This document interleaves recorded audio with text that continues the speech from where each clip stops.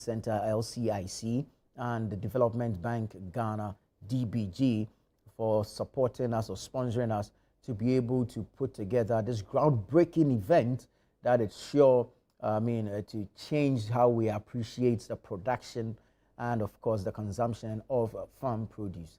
Now that fuel prices are dropping, CD is appreciating. Hopefully, we'll have some appreciable prices or moderate prices. And so show up at the Agri Fair 2025 before Sutherland Children's Park, June 20 to 22nd. 3 days from Friday, Saturday till Sunday. Come prepared, come shop for your fresh farm produce, and you won't regret it. We hope to see you there. All right. Now, also in the month of June, we're bringing you the City Business Festival, the CBF, City Business Festival. And so throughout the entire month, we're going to have activities, outdoor events, and of course, on-air sessions or activities or programming, both on Channel 1 television and on your favorite relevant radio station, 97.3 City FM. We're going to have our on-air series that will make available relevant information for business growth, business innovation, startups, what have you. All right, so you would want to stay tuned to 97.3 City FM as well as Channel 1 television for the City Business Festival, which is the entire month of June from the 1st to the 30th of June. I want to say thank you to our sponsors, Absa Bank and, of course, MTN Business for holding us down regarding the City Business Festival. Thank you so much, Absa. Thank you so much, MTN Business. So remember that the City Business Festival is from the 1st of June to the 30th of June. And throughout the entire month, we're going to have on-air activities, on-air programming. We're going to have outdoor events as well. And so you do your best to patronize either of these so that together we can help grow businesses, small, medium, micro enterprises, as well as even established businesses, indigenous Ghanaian businesses, local businesses. There's so much to learn within the month of June. We're going to assemble some industry players, some experts in specific sectors, and they're all going to share their knowledge with us so that we can all grow our businesses from small, micro, or medium enterprises to, competitive businesses, if you like, conglomerates, if you like, established businesses that can compete with the multinationals as well as on the international stage. So it's from the 1st of June to the 30th of June, the City Business Festival. Okay, once again, thank you to Absa Bank, thank you to MTN Business for sponsoring the City Business Festival, brought to you by Channel 1 TV with support from 97.3 City FM. Alrighty, let's now bring you highlights of what's in the news today. We'll run through the front pages of the various newspapers real quick, real snappy. I'll start with the Daily Graphic newspaper, which says, nation risk more revenue losses, tech-led tax systems key. Experts at National Dialogue. And it comes with a picture of Abdallah Ali Nachia, who's an associate professor at the University of Ghana School of Law.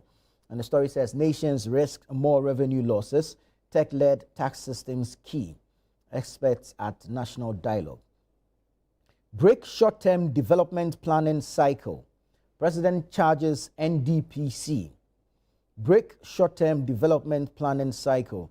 This is President Mahama speaking to the National Development and Planning Commission. Okay. Ghana Card blocks prison graduates from national service.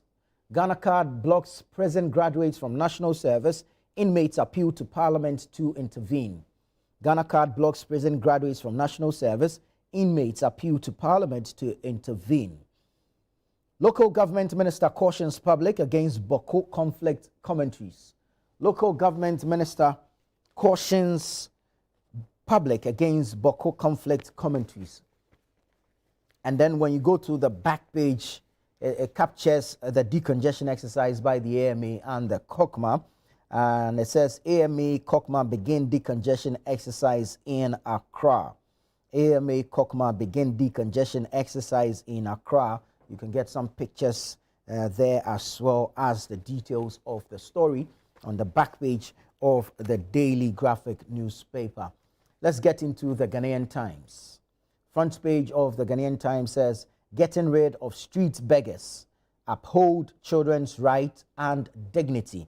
This is Child Rights International, comes with a picture of its executive secretary, Bright Appiah, and it says, getting rid of street beggars, uphold children's rights and dignity. Ghana committed to reformed business environment. That's President Mahama speaking. He says Ghana is committed to reformed business and business environment. Now, Venture Capital Trust Fund invests 359.6 million Ghana cedis in 20 years.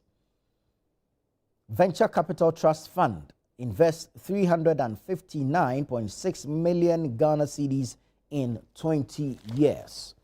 And then when you go to the back page, there's a conversation about sustainable aviation fuels, and you have the cholera outbreak in Gambaga story also there. It says the Ghana Health Service is partnering with the media to fight the outbreak of cholera in Gambaga. The News Center newspaper is also here. Major story says Gold Board driving CD surge by deepening reserves. That's Dr. Atuforsen, the finance minister, speaking. He says Gold Board is driving the CD surge by deepening reserves. You have Baumia's apology wins hearts. Baumia's apology wins hearts. Ex-NIB director sues head of surveillance for 10 million Ghana cedis. Ex-NIB director sues head of surveillance for 10 million Ghana cedis. Women's rights groups alarmed by CJ's suspension. Women's rights groups alarmed by CJ's suspension. 80% of NLA's revenue comes from KGL. That's Chris Bellamy Dugan speaking there. He says 80% of the NLA's revenue comes from KGL. Chris Bellamy Dugan, he's the head of corporate affairs for the National Lottery Authority.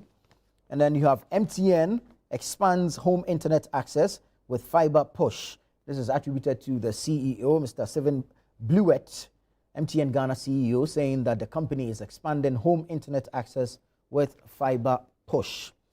Let's go to the Daily Guide. What's the Daily Guide saying this morning? Baumia Mahama clash over CD stabilization. Baumia Mahama clash over CD stabilization. Skytrain trial. Professor Amayao Akumfi rushed to hospital again. Skytrain trial. Professor Amayao Akumfi rushed to hospital again. UTAG UG, that's the University Teachers Association of Ghana, the University of Ghana branch or chapter, is demanding the Auditor General's resignation. UTAG UG demands Auditor General's resignation. We'll be looking at that story and bringing you some perspectives to it. Lands Ministry partners Asantehene for high-level mining summit. Lands Ministry partners Asantehene for high-level mining summit. That's the Daily Guide newspaper. The Chronicle is here. Chronicle says, okay, it also has the Lands Minister here. And this time around, he's speaking to the Lands Commission. And it says, Lands Minister to Lands Commission, decentralize operations within 2 weeks. Decentralize operations within 2 weeks. And there's another story here that says, Empress Gifty sues Agrada for 200 billion Ghana cedis. Oi! Empress Gifty sues Agrada for 200 billion Ghana cedis. Oh! let me reserve my comments. The scripture for the day is taken from the book of James, the chapter number 3, the verse number 6. The tongue also is a fire, a world of evil among the parts of the body. It corrupts the whole body, sets the whole course of one's life on fire, and is itself set on fire by hell. James 3:6. The tongue also is a fire, a world of evil among the parts of the body. It corrupts the whole body, sets the whole course of one's life on fire, and is itself set on fire by hell. May the Lord add his blessings to the reading of his word. The Herald newspaper. What's the Herald saying?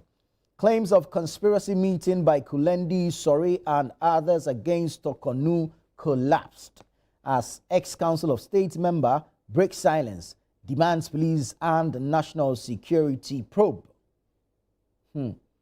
Claims of conspiracy meeting by Kulendi, Sori, and others against Tokonu collapsed as ex-Council of State member breaks silence, demands police and national security probe. Sam George refutes claims of Lexus car gift from businessman, threatens court action. Sam George refutes claims of Lexus car gift from businessman, threatens court action. Appeals court halts Amewu's parliamentary benefits. His lawyers blame EC for legal challenges. Luxury robber eating his own excreta. Court orders psychiatric test.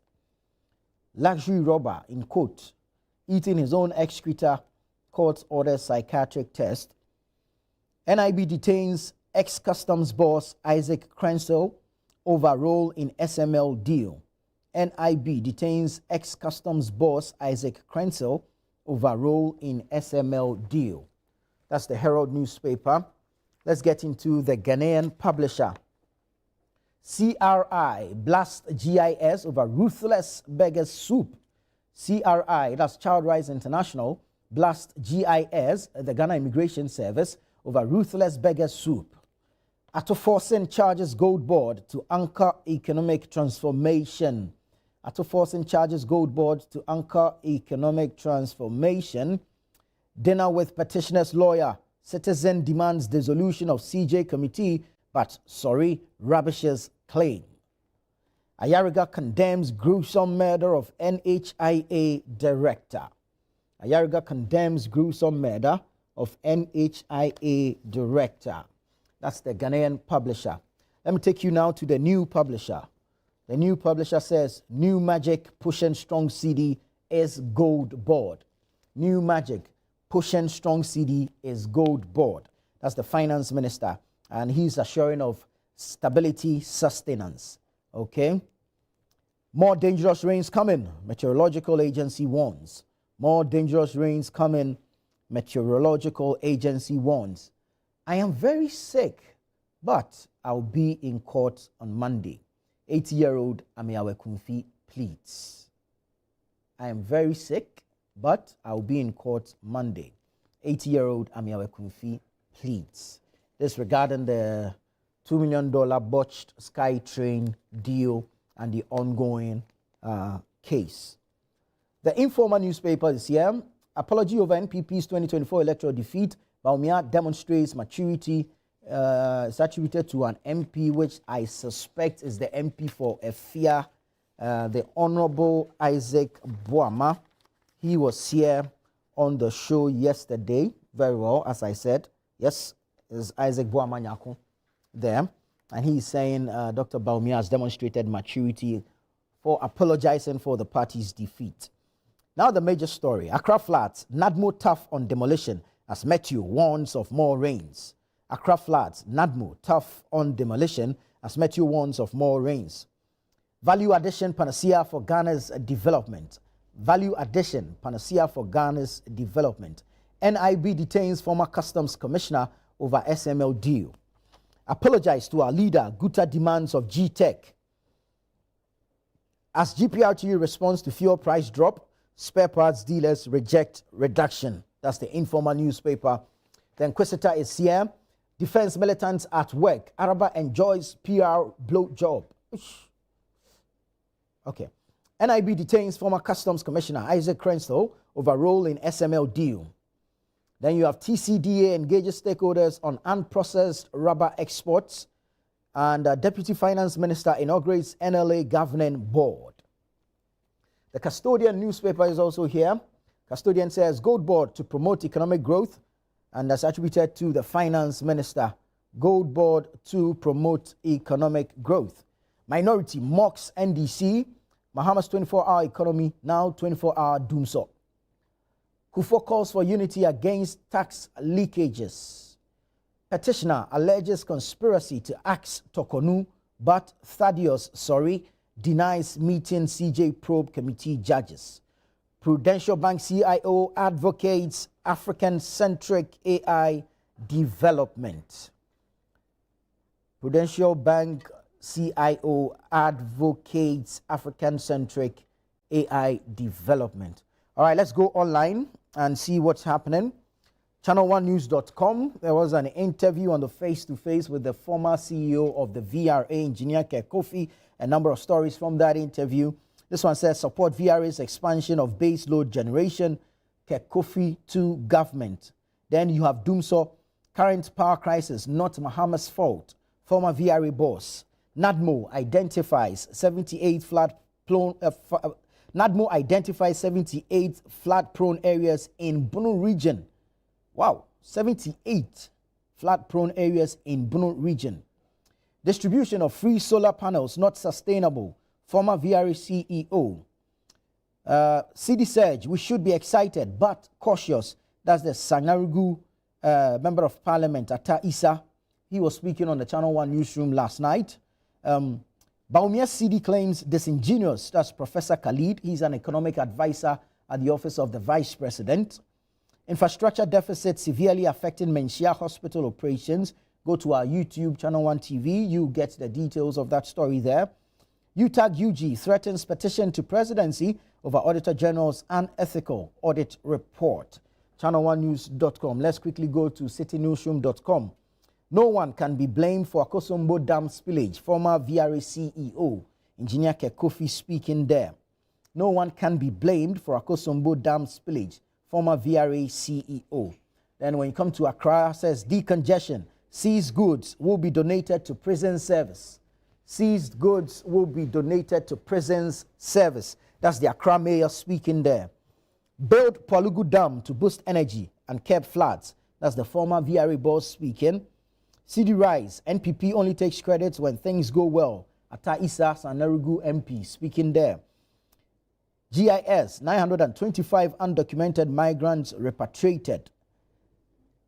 925 undocumented migrants repatriated. UTAG UG threatens to petition presidency if Auditor General fails to resign. So when you go online, citynewsroom.com, you get some more stories there, as well as channel1news.com. Remember that the show is interactive. We'd like to hear from you. Send us your comments, your thoughts, and your contributions via our socials and, of course, on WhatsApp. This is Breakfast Daily here on Channel 1 Television. We'll take a break. When we come back, the news review segment goes underway.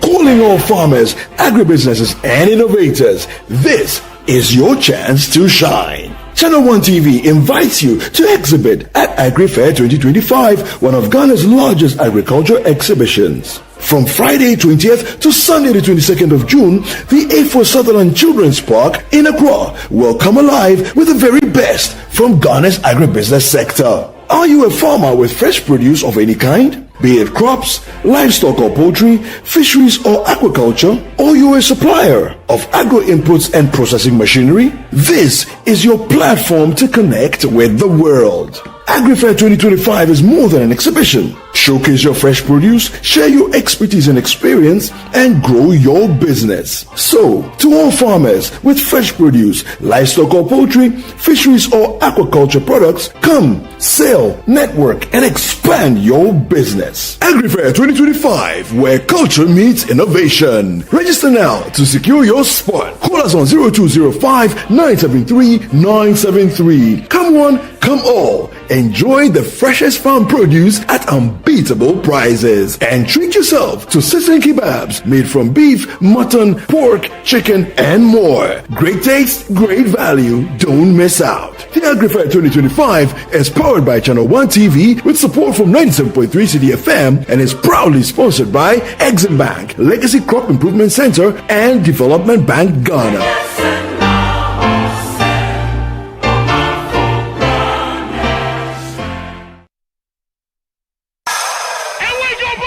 Let's get into the world of sports like never before. You know how we do it on Fridays. Join us every Friday at 7 p.m. on 97.3 City FM for Sports Panorama, your ultimate destination for all things sports. One of the biggest scandals in this country's history. You can't spend 250 million USD and come out with that. From the thrill of association football to the excitement of basketball, tennis, athletics, and even emerging sports, we cover it all. Whether it's the Premier League or the latest NBA showdown, we bring you the stories behind the stars. Getting an opportunity to become a national team coach, you should understand the politics around football. And don't miss the prayer of the rabbi. Joe was Zebaut. How Zebaut there? Zebaut won Chaboke Walako. We're not just about the games, we're about the community. If you are going to be given this kind of treatment, then you need to be that guy. When I look at him play, he is not it. Or when it's time for Don't Call Me. Moria picky, picky. Join the conversation as we connect with fans across the country and beyond. Want the latest updates? Send us your thoughts and we'll feature your comments live on air. And remember, we like to hear your predictions for matches and your thoughts in general. Think you know who's going to win? Let us know. Big shout outs to my YouTube people. Tune in every Friday at 7 p.m. only on 97.3 City FM. Sports Panorama, where sports come alive.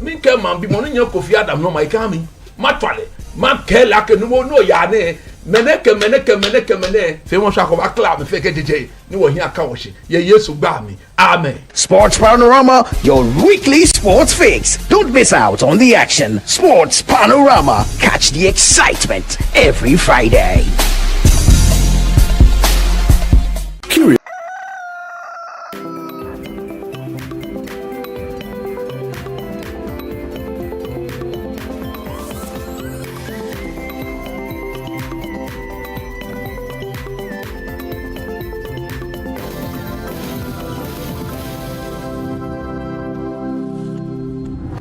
Hello there, this is Breakfast Daily here on Channel 1 Television. Time now for the news review segment where we get to have a conversation regarding some selected topics out of the many that are making the rounds within the news cycle.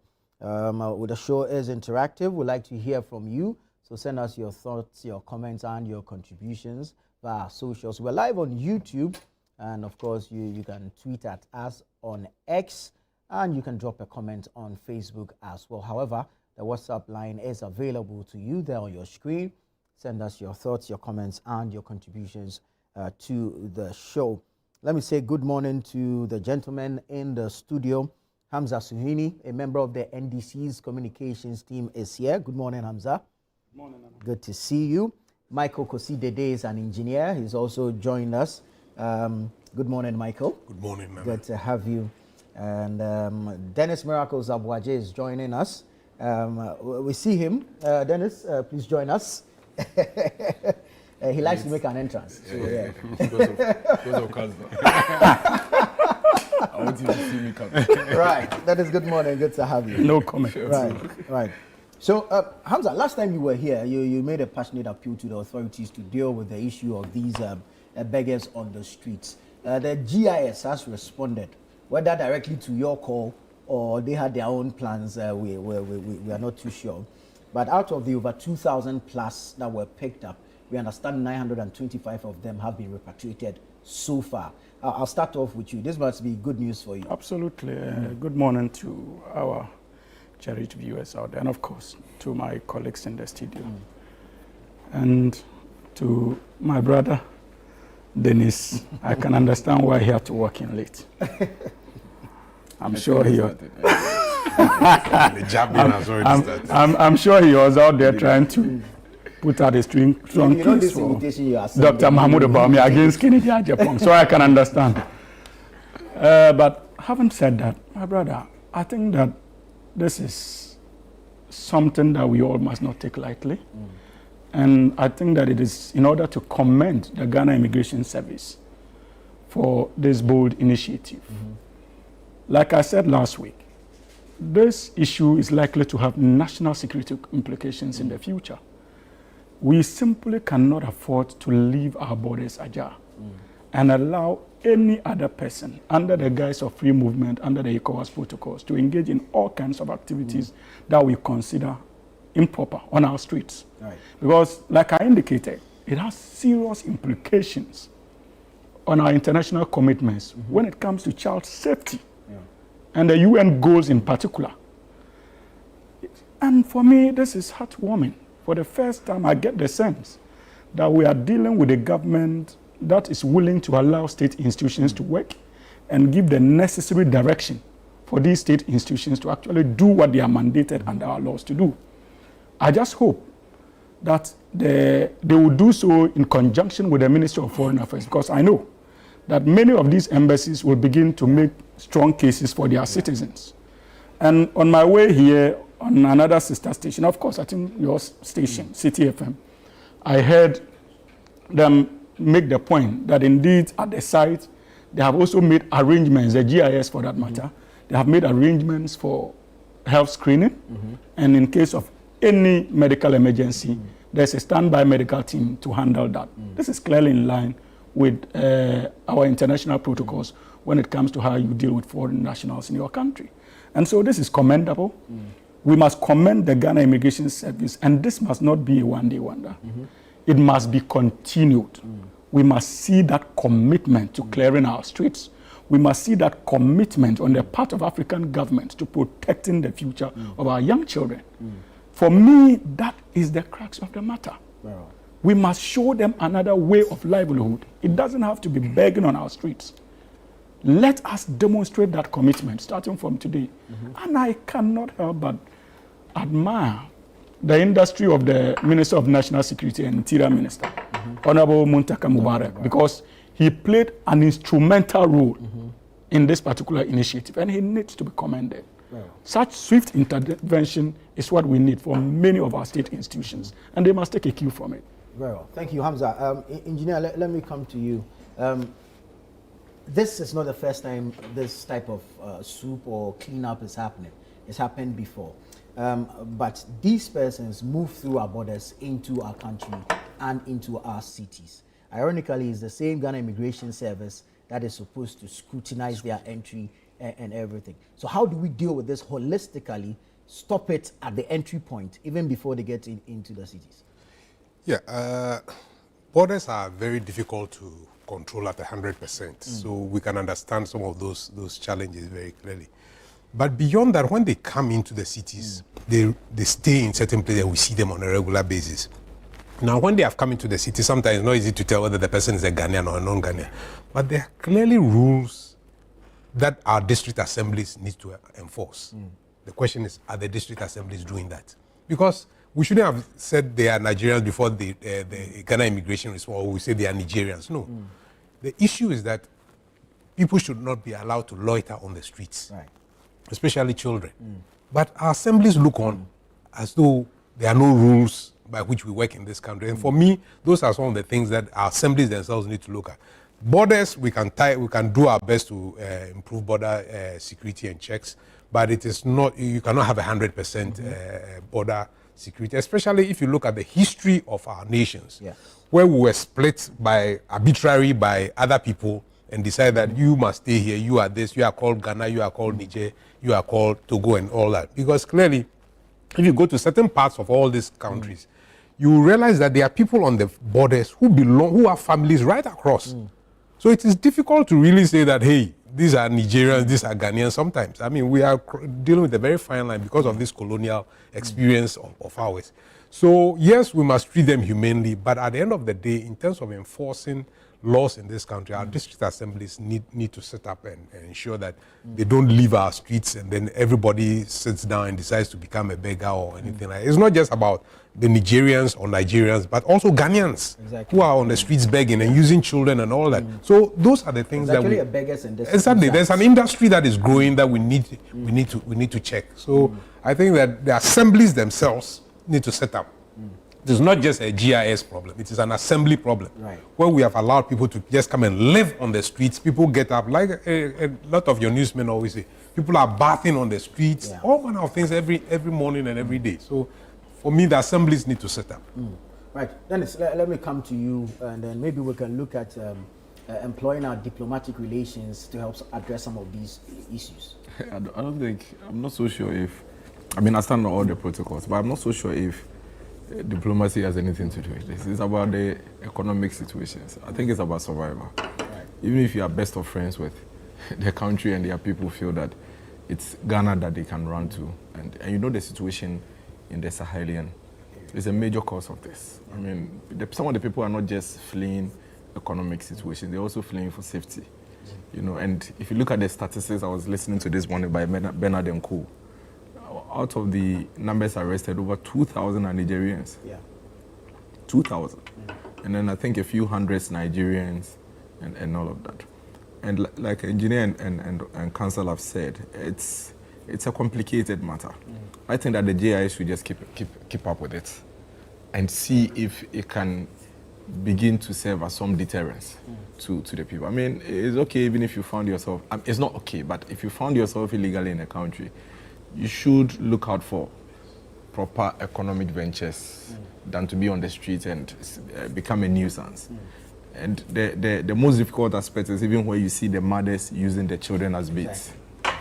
And I understand some of them are really making money, you know, off the kids. Because, you know, they throw these, and usually I think they are twins. They wear Barcelona jerseys, you know, and then they knock on your windows and you give them money and then they run and give it to their parents and come back on the streets. But I'm also told there's another way of trafficking. They actually have ringleaders. Yes, and then so bring them. The jerseys they wear is actually to identify them as belonging to a certain woman or ring.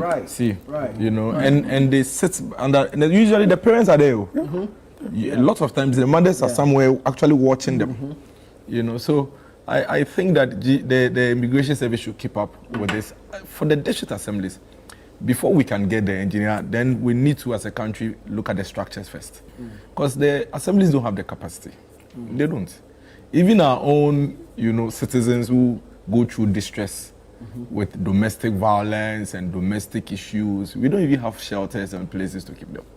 I remember when I was an MC, it was always a dilemma that you have a situation in the middle of the night and you have nowhere to take them. We don't have structures as a country, you know, so it's about resource, it's about structures, it's about ensuring that these systems are in place first.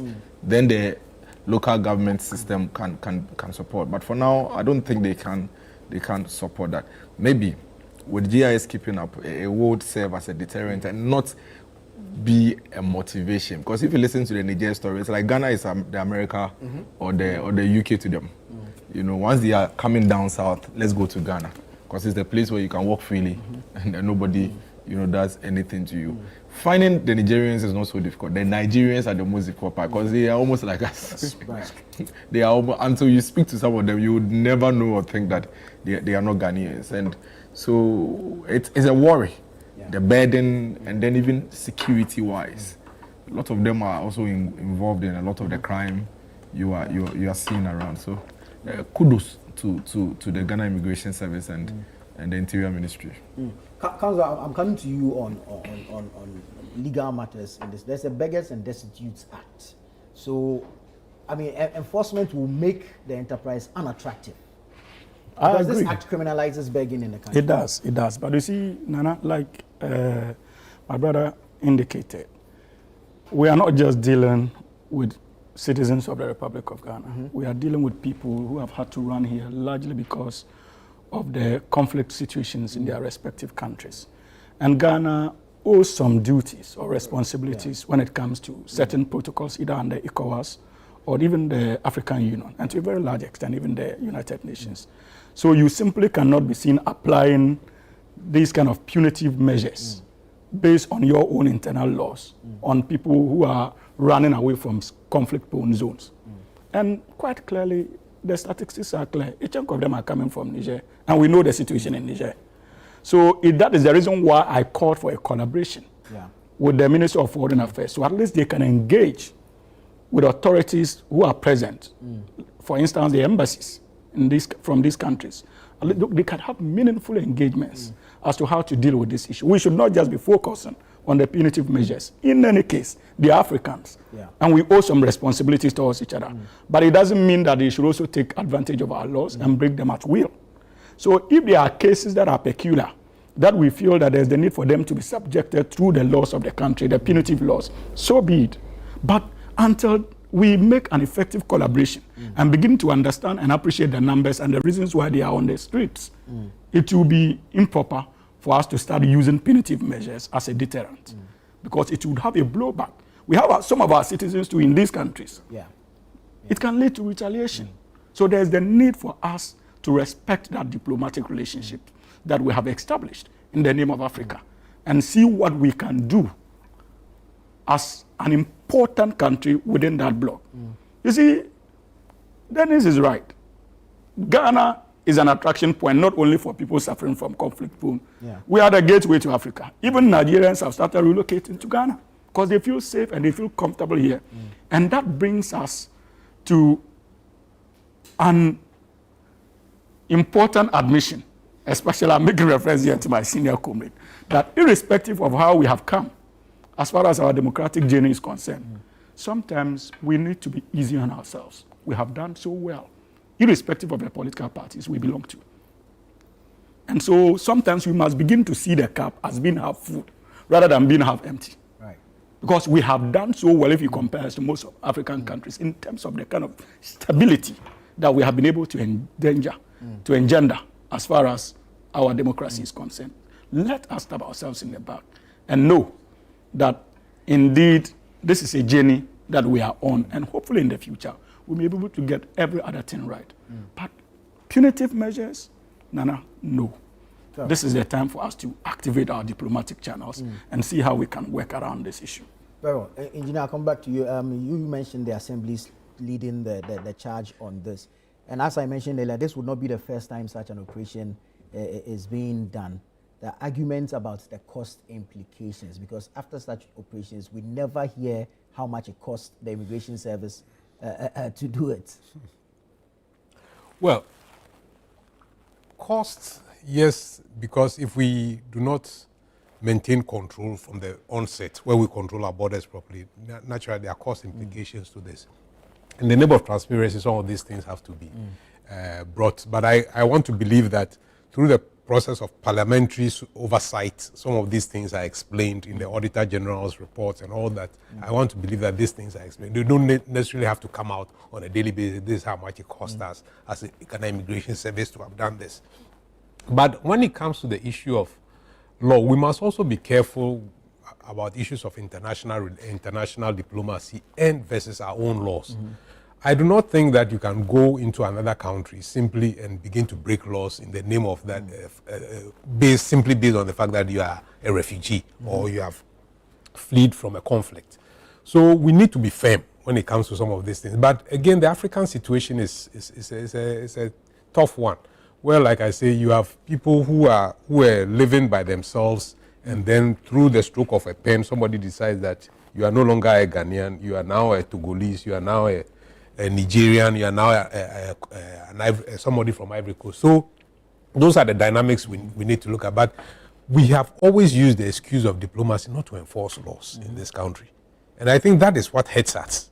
There are many laws on our books that we do not enforce as a country. And I think that we need to be up and doing when it comes to those things. So we keep on saying, oh, let's make new laws. But there are already so many laws that we don't enforce in this country. And that is what worries. So in as much as we can be diplomatic about issues, we also need to ensure that no one takes us for granted as a people. Because we have elected to run a nation state, and we must ensure that the laws are enforced.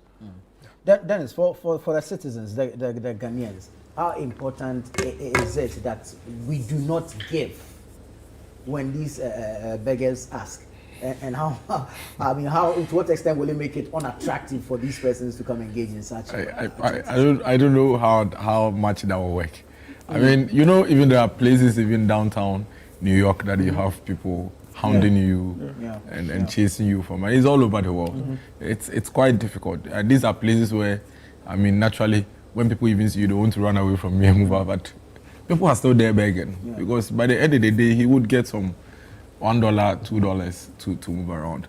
And for people like that who probably have nothing else or in their mind are not willing to do anything else, they don't mind. They would you know, hedge their chances and just come on the street. So I don't think that's really is a strategy. My view is that if the message should go out there that Ghana is deporting, you know, people who are coming, and I hear the GS have done quite well. I hear they've sent a lot of their numbers they arrested.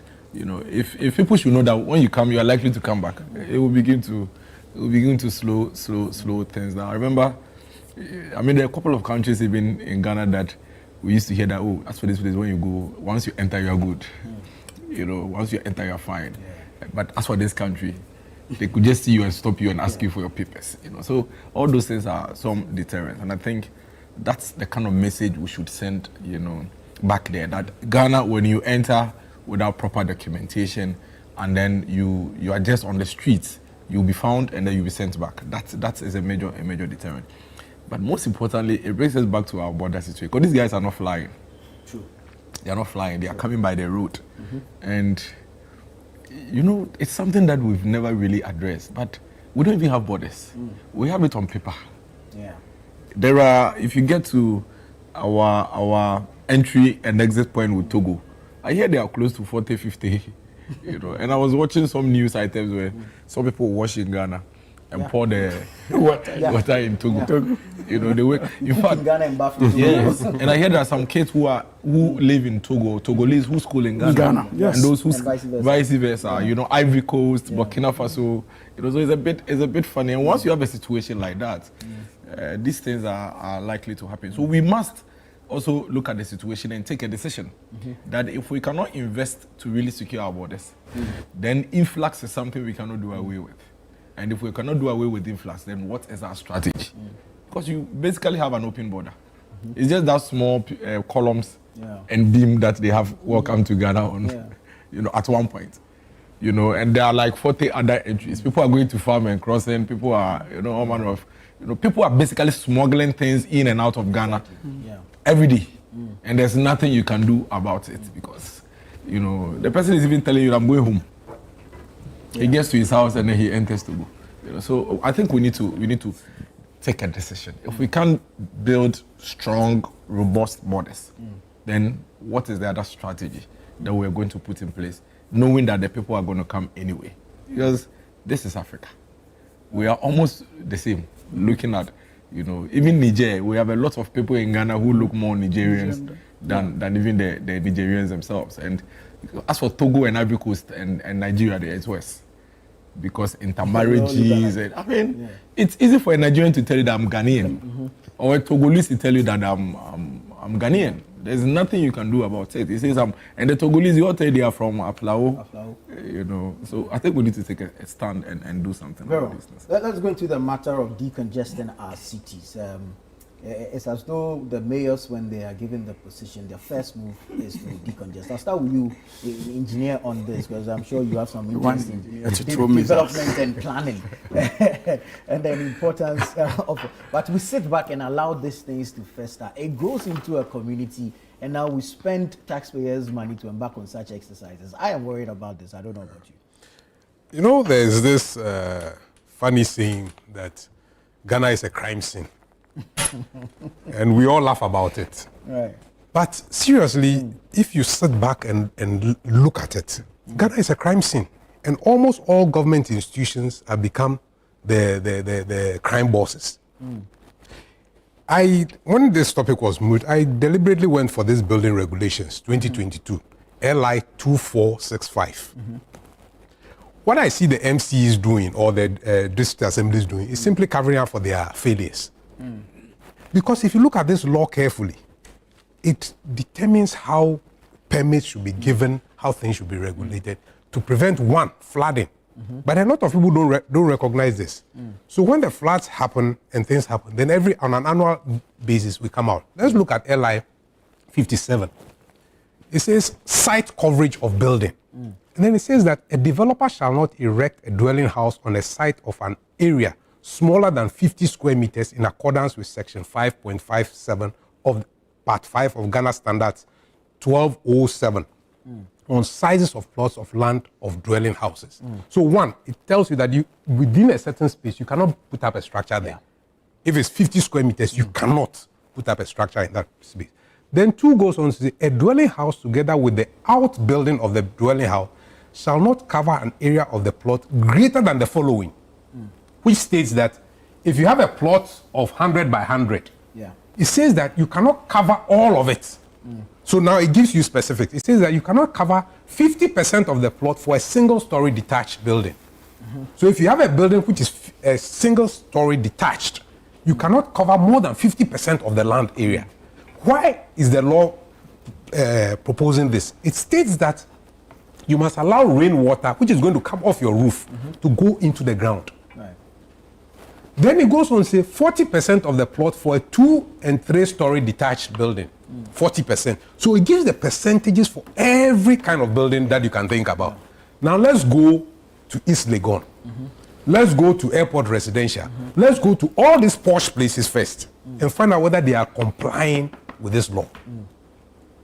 But we find it easy to deal with people who are poor people. Let's go and drive them out. The people who have built kiosks, let's drive them out. But the people who are putting up these huge structures, where you go and 100% of the place is paved, where does that runoff water go? So these are the real questions that we need to be asking of the municipal assemblies. So when my friend says they do not have capacity, that is the opportunity we should use to create jobs. Because if you look into this law again, it talks about building inspectors and the capacity they must have to do a certain work to enforce these laws. How much effort have we put into ensuring that we have proper building inspectors in this country to ensure that this law is enforced? We don't. We come into office and we go and create a year employment for young people. All manner of fancy things that are not sustainable. But if you look in this law, again, let me tell process of application. Let's look at it specifically. It says building inspectors. It says that one, let me just give you a typical example. It says database of built environment professionals, the regulation 29. It says a district assembly shall create a database of accredited built environment professionals who wish to operate within the jurisdiction of the district assembly. Have any of the assemblies created this? No. So a government comes in and all we do is run around and say, we must create jobs for them. Look, when this government came, what did they do? Quickly, we are going to have a team, a committee to walk around and check that there will be no flooding.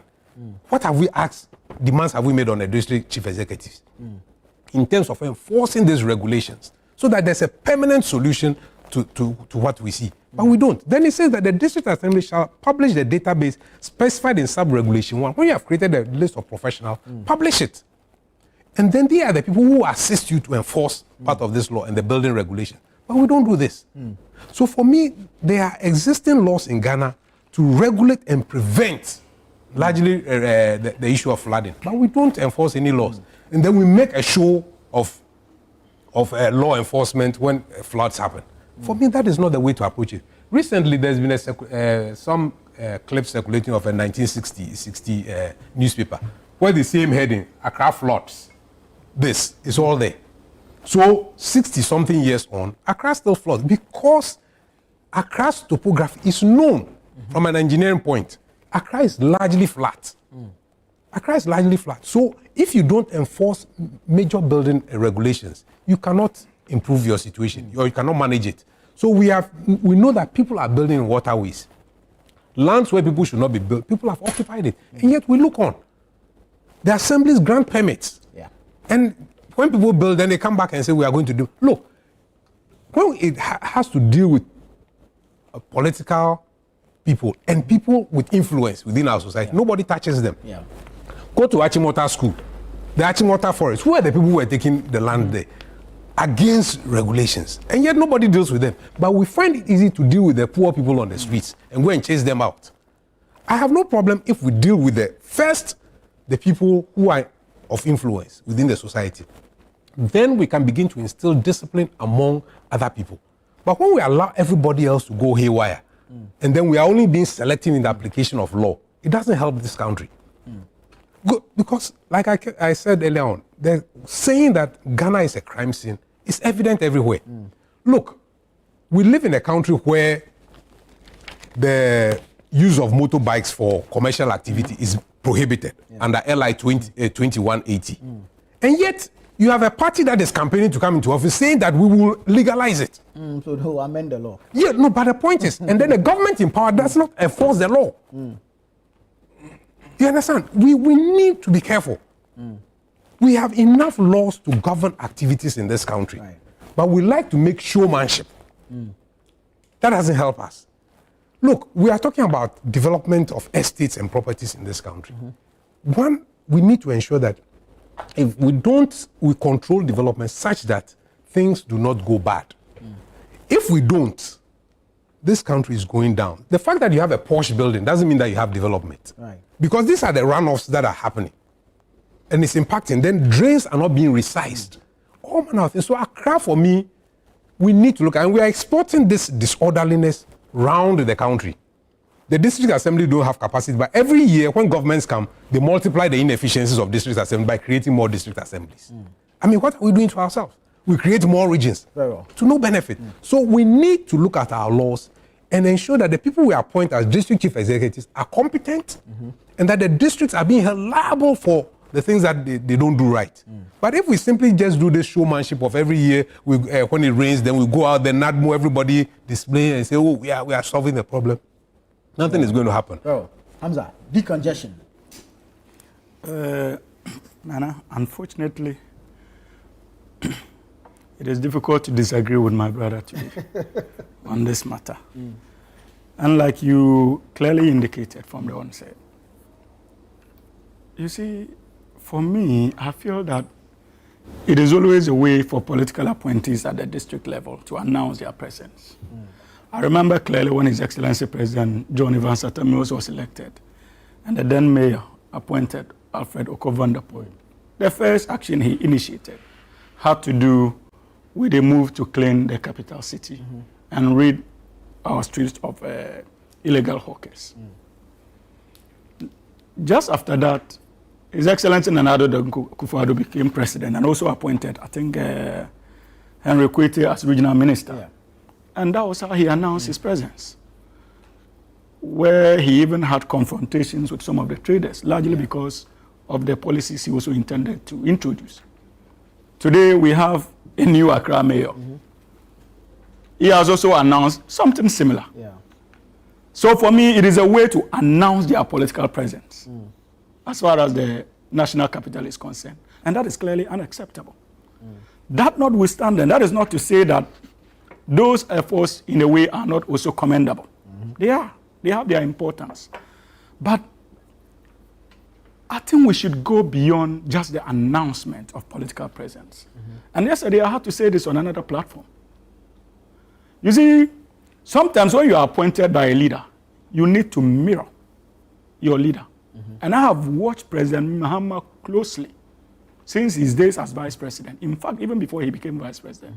And I know that this is not a man driven by quick fixes. Right. A classical example has to do with the way he dealt with Dumso. In the face of political pressure that was calling for quick fixes, His Excellency President Mahama resisted that invitation and stood his grounds and went for long-term investments in the energy sector. That had political implications. And his political survival, because at the time he was pursuing those long-term investments, the lights were out. Businesses struggled. And I remember where he said that he was ready to do the needful, even if it has a political cost to it. And that was part of the reasons why that infamous statement was made about a dead goat syndrome, which was taken for political reasons.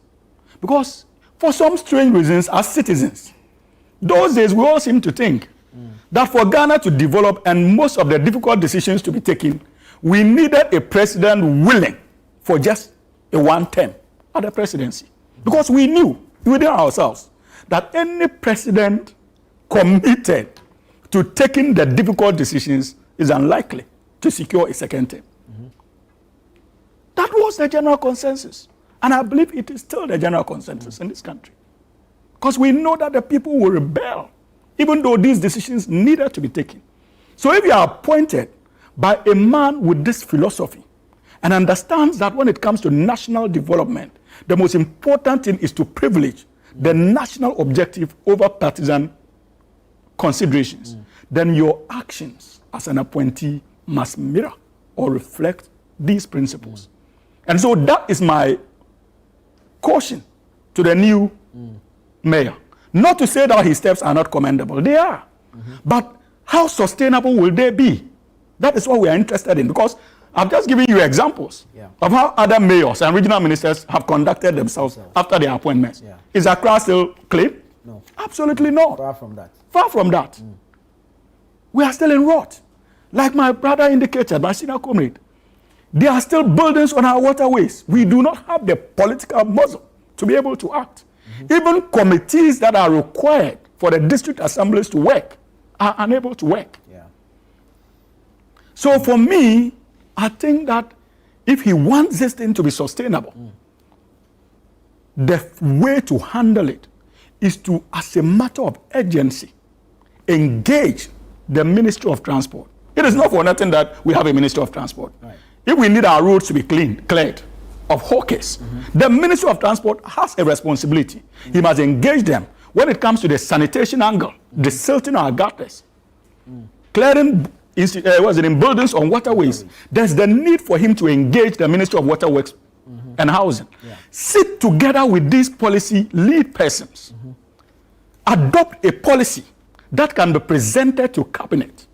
And the entire government will meet at cabinet and have a discussion so that we would know the government policy is clear-cut when it comes to decongesting our capital cities. This is being done by 2 metropolitan assemblies. What about the rest? Do we have only 2 metropolitan assemblies in Accra? They are the likes of Ashama that is also densely populated. You get to certain parts of Ashama, you simply cannot drive on the roads. So we are dealing with a serious matter. And I think that the discussion should go beyond the frontiers of the Accra Metropolitan Assembly. It needs a national approach. And for us to have that national approach, you need the intervention of 4 ministers. The minister responsible for local government, the minister responsible for transport, the minister responsible for water resources, works and housing, and the Minister of Interior, and also responsible for national security. So the mayor, if he wants to at least write his political legacy in a way that we would all celebrate, he must begin to activate the channels of communication by reaching out to these people and ensuring that they present it to Parliament for a holistic decision to be taken so that we can clear our streets.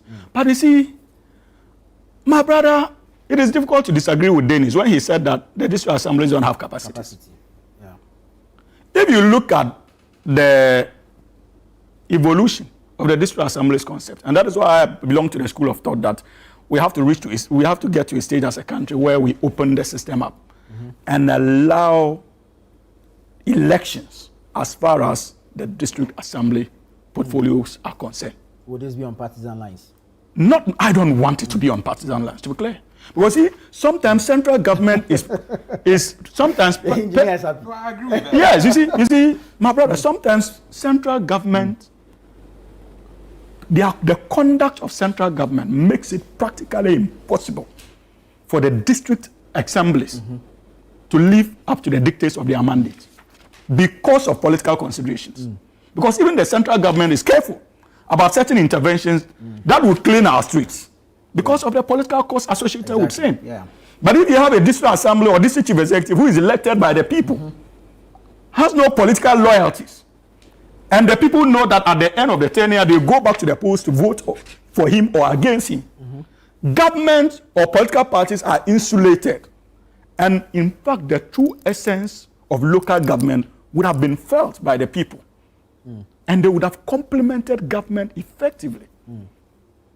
But I think that we have failed to expand the frontiers of our local government system since its adoption.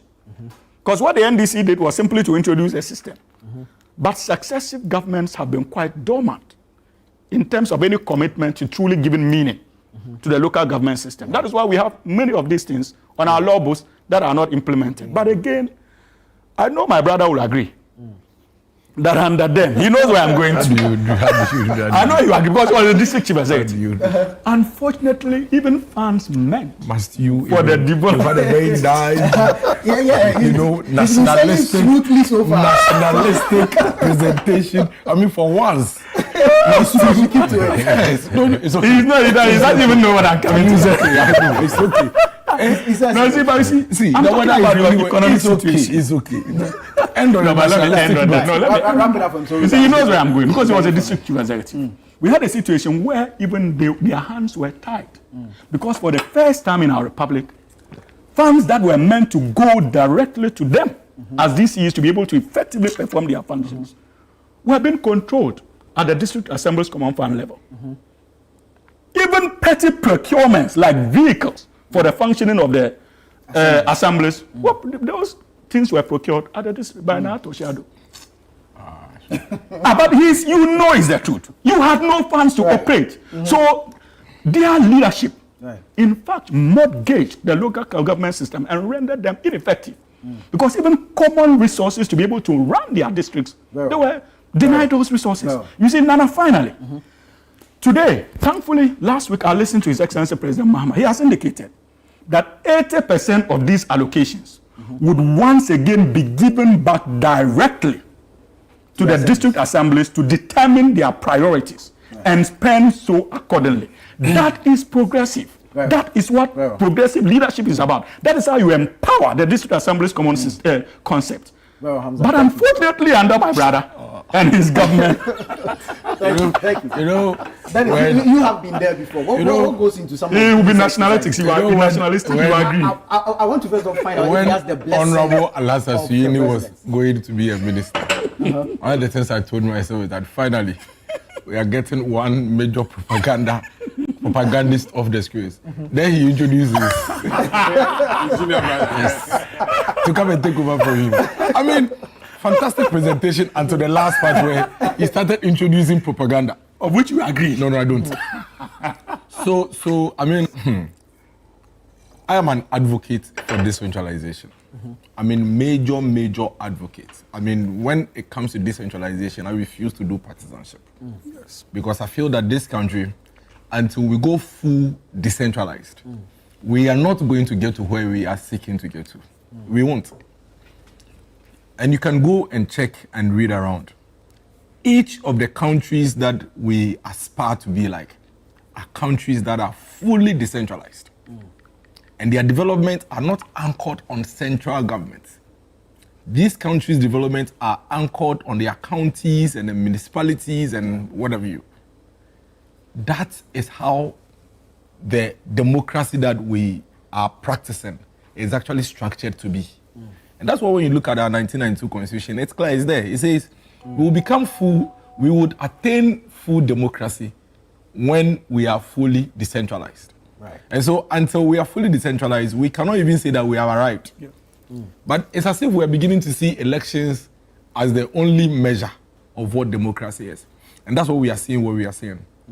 You don't expect that when it comes to issues of street vendors, issues of where market women will stay, issues of how buildings will be done, and the codes, enforcement of the codes and all of that should be done or even guided by central government. It would never work. And I mean, I have had the opportunity to learn a few lessons because I've been a local government practitioner. Right. I tell you what, this country, we are only being hypocritical with our decentralization. And it has nothing to do with NDC and PP. We are pretending. The central government never want to get the district assemblies fully functional. Why? It is only when they are there that they want it functional until they come to the center. I have seen it severally. I've had situations where I've seen ministers who were once DCs complaining and crying over these things that Council Sweeney talks about in terms of giving resources to this assembly, only for them to become deputy ministers and also want to hold on to it. Go to our ministries and you'll be amazed. Resources that are being brought into the country, even with our development partners, for projects at the district level, drainage systems, markets, and all of that, social, are being implemented from Accra. And $100 million will be brought into the country for, let's say, a drainage system, and you see them commit 60 million of it to feasibility and consultancies. And then it's in Accra. Then the real value, the real money that will go to the district is about 800,000, 700,000. And then when you put it together, the actual money that went into implementation is like 20%. So we are really pretending. And until we admit that the real, you see, it's not for nothing that our constitution is structured in that way. Our constitution is structured in a way that when you get the money at the center, if it's 1 billion, we have 261 districts. Let everybody receive their share. It's equity, not equal. So use an equity system, population, size, need to distribute. I mean, I disagree with Council even if he applauds President Mahama for the 80%. It should be 100%. Districts should receive what the law says they should receive. When you get your taxes, the percentage that the law says give to them, as you have passed in Parliament, give it all to them. That means you don't like the concept of the common fund? No, it's not like I don't. I mean, somebody must administer the fund. You understand? Finance Ministry receives all the taxes. Yeah. And they say a certain percentage should go to the district. Of course, it's not bad when somebody receives that percentage of the district and does the disbursement. What I don't like is the idea that central government can still decide that I'm holding on to 20%, 30%, 40%, and that it goes to Parliament for a certain formula. Which formula? Parliament doesn't have to approve any formula for the district. The district are supposed to receive their money, as the law says, give them 5%, 5.5% of total revenue. Distribute it to them based on a certain equity, population, size, need, and what have you. When it gets to the district is its own government. They have their own assembly, which is supposed to be their own legislature. They have their own presiding member, which is supposed to be their speaker. They pass their own budget. They develop their own annual action plans. They have their own medium-term development plans. We are not allowing them. So when I see the mayors, and I've been there before, I pity them. Because what they are doing is nothing. It won't get anywhere. How many days can you be on the street watching over these women? This mayor says it's not an idea. Oh, but he's not the first person saying it. He doesn't even have the resources to even keep people on the street and keep moving the women away. You don't have that resource. You don't even have it. You don't have it. How much money are you receiving? Right. See, let me tell you, Accra Metropolitan Assembly, 90% of their resource goes into waste management. 90%. There's this thing I've been preaching every morning on the show, monetizing the indiscipline. So maybe he can generate the resources from there. But all these things can be done when you allow the district to be the district. See, there was a time I had a situation, and I'll tell you, where telecom companies come to the district. I'm trying to not give pointers. So telecom companies come into the district. They are coming to lay fiber optic cables.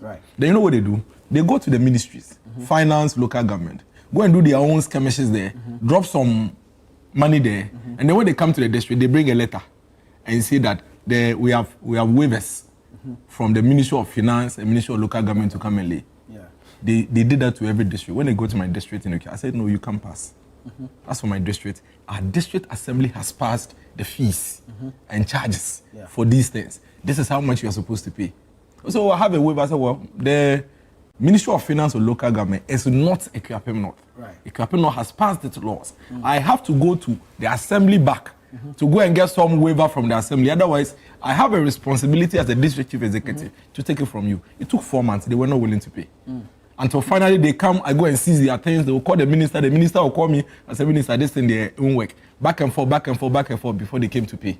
The amount of money they paid managed to build a school in Adoso. And so, but for this insistence, this money would have gone, to whatever. So the district assembly concept as we're supposed to have it, we don't. And one of the reasons is appointment from central government.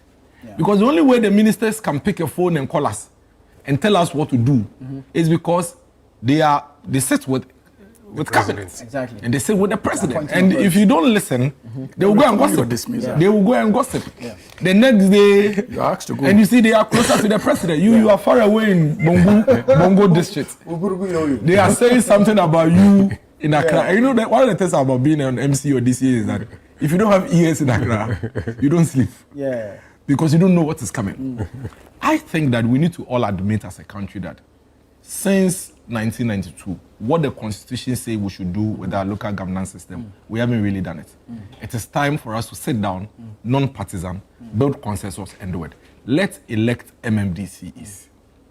Let the presidents get their hands off these appointments. Let MMDCs be accountable to their people. Let them be afraid not to live up to expectation of their people. See, if I'm a friend to the president, I can go to sleep without doing anything in my district. Because no matter what you do, no matter the noise, you can't do anything to me. But when I know that I need to account to the people, they would have to vote for me. I would have to go back to them and all of that. I was set up. I think that election of MMDCs is long overdue. I think that fiscal decentralization is long overdue. What are we afraid of? See, there's a bill that has been pending, the local governance finance bill, that is going to allow local government district assemblies and MMDCs to be able to go out there and raise resources based on their capacity and develop their district. And everybody is afraid. Go to the Ministry of Finance, they are afraid. When it comes, they say, no, this one is going to it can cause problem for central government. For Christ's sake, when a district assembly has a financial relationship with a third party, it has nothing to do with central government. Yeah. Because the law is clear. They are semi-autonomous institutions. They can get properties and assets on their own, dispose it off on their own. You can sue them. Yeah. They can sue you. They go into an agreement with you and the liabilities are on them. Yeah.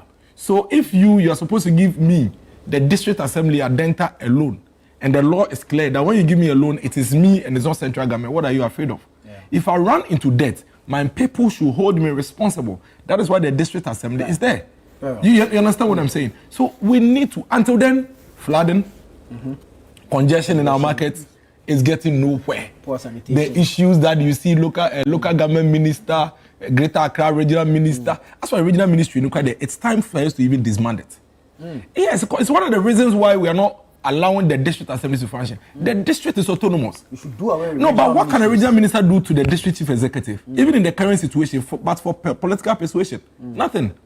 There is no way in the law, nothing. It only says coordinate and supervise. Supervise what? When the district assembly sits and make laws, the regional minister cannot unmake the law, the bylaws. You cannot unmake it. You and your DCE cannot unmake those bylaws by the district assembly. So what are you doing? It is just a political bottleneck to create more confusion at the local level. And that is why we have the situation. Yeah. Somebody will call you and say, this house that you are telling them to not build, it belongs to, Hamza. And, Hamza is one of our own. The way things are going, you have to be careful. Hamza is very connected, and all that. Hey, is it Hamza Suyini? Hey, the minister's brother. No. I beg you. The next time, the DC is the one protecting them to build. Go and see what's happening on the Agri mountains. Yeah. Engineer, on the decongestion and the congestion itself, if you do a cash relook, most of our markets are not built; they are formed. Right. So one person puts a store here, another, and then before you know, there's an entire market community. Yeah. So how do we deal with that? So again, everything is connected. Coincidentally, a few weeks ago, I had an engagement with the Ghana National Fire Service when they were celebrating the Firefighters Day. Why is the fire service not able to respond and deal with fires in Ghana? Because lack of access. Lack of access. We don't plan. The fire service has a hydrant. Somebody builds on it, and everybody looks on. So they are all these. Everything is connected. Everything that we do is connected from the point of planning to development. If we don't do these things properly, we can do these rituals every year and nothing will change. And I'm happy he's raised the issue of buildings on the Agri area. Look, when you study the plains of Accra, if we continue to allow the kind of development that is going on along the mountain, Accra is going to get more flooded. You see, these are things that are known. And this is why the point about district assemblies, it's even more important. The district assemblies need to act. And I'm saying that irrespective of the deficiencies at the moment, where they are being controlled by central government on issues, there are still things within their control that they can do. But they are not doing any of these things. So until we begin to look at these things closely and do them, if the more buildings up on that mountain, the quicker Accra gets flooded. This is a known fact. From all the hydrology studies and everything, it's a known thing. So why are we continuing? You see, it is nice if you have your money, you want to build on a mountain. It's fine. I mean, if I had the money, maybe I also want to build there. No problem. But the issue is that when the district assembly determines that, yes, this is prime area, you can own the land, but this is the zone. It is for residential. And for this kind of area, you can only put up one house for every maybe 100 square meters. Hence the story. You control it. But when we allow, you say, oh, government doesn't own land, that is, no. Government doesn't own land, but government determines land use through zoning laws. So when our district chief executives and our politicians and all make excuses that, oh, because government doesn't own land, that is why we are unable to control development, it is wrong. Because government controls land use through zoning laws. So when you say this place is a residential area, it is residential. When you say this place is commercial, it is this. When you say these are the things that, and the law has also defined what coverage you can do. So these are not things that are missing. So I'm saying that the 1992 Constitution, a lot of us are saying, oh, we need to change it. Yes, the Constitution is not perfect, and there's no perfect Constitution. But are we implementing the Constitution even as it is, in terms of spirit and word? We are not. So there are violations even of the Constitution for which people walk free. So I'm saying that our biggest problem in this country is law enforcement. Law enforcement, and not making new laws or revising existing laws. The biggest problem we have is enforcement of laws. So let's begin to look at those things very closely. And then these issues of ritual events of people coming out and so we need to do this. So the markets need to be built properly. They need to be planned.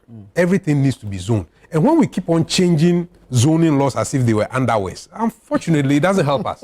Because somebody thinks that, oh, I want to build this here. So he lobbies and then we change the zoning laws and make it. It doesn't help us in all of these efforts. No, I mean, no developing country does that. You see, and that is why I keep saying that the district assemblies, why do we multiply inefficiencies? When you have created a region, you have 10 regions. That region and the districts within that region must plan for land use.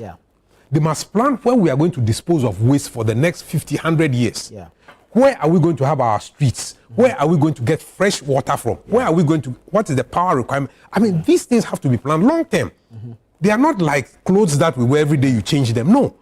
So when we are creating more districts, what we are doing is that we are destroying plans that other districts have made for the next 10 years. Because the same land space, then you cut it up and say this is a new district. So how does that allow for long-term planning and development? And these are the things that our politicians must stop doing. In the name of getting more votes. We cannot run away from these fundamentals. The land hasn't changed. The land size hasn't changed. Why do we keep multiplying efficiencies by creating more districts, more regions? And therefore, it does not allow the districts to do long-term planning. So I like Miracle's examples where he says that, look, he insisted that these are the laws we have made. And therefore, we cannot allow people to come in and override them. District chief executives need to begin to stamp their authority. So you see, the point where we say that they are influenced because they are appointed, I agree with that. But at the same time, if you have a good president, nothing in these laws prevents the district assembly from doing what they need to do. So yes, we want elections ultimately.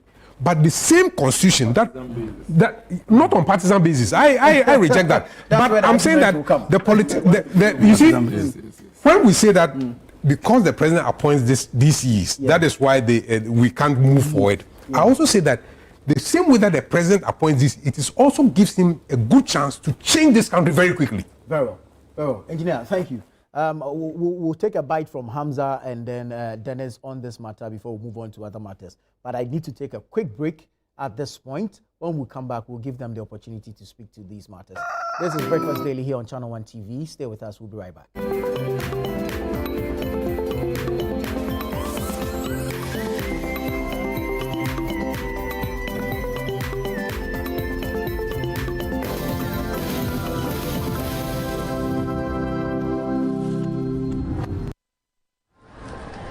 Life can get hectic, and sometimes we forget to prioritize our well-being.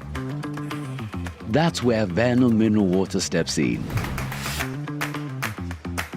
A refreshing solution packed with essential minerals, Vernal Mineral Water keeps you hydrated and balanced. Whether you're at home or work, Vernal Mineral Water is there to keep you going. Don't let a busy schedule hinder your health. Make Vernal Mineral Water a part of your daily routine.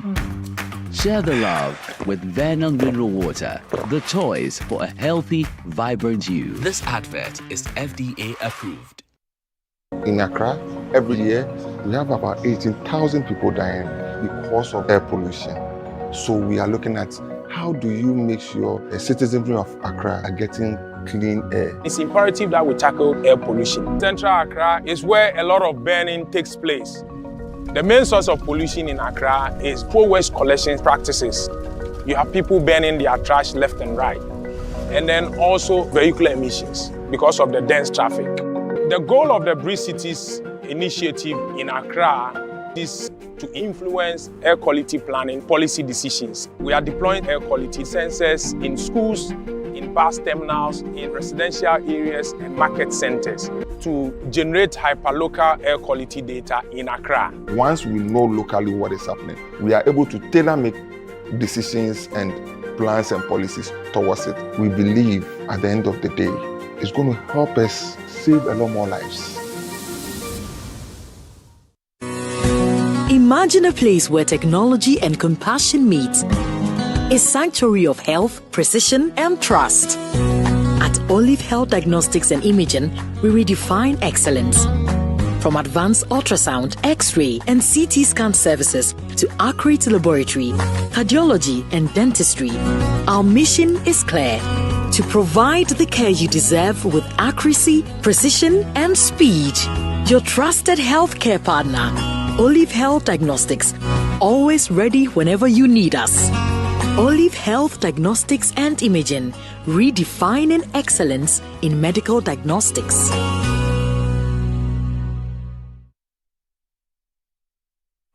Introducing Betway's Bet Influencer, a groundbreaking feature where you can make money by just sharing codes. He just needs to share his codes and make money. The more his codes are used, the more money he makes. Oh yes, so what are you waiting for? Anyone can be a bet influencer. Share your codes and make money. Bet Influencer, another world first from Betway. This advert has been approved by the Gaming Commission of Ghana. Betway, get way more. Hi friend, where are we going today? Just use your imagination. Go, go, go! My family is the only thing that matters to me right now. This is the stuff that Mimi dreamed about. These guys are the best.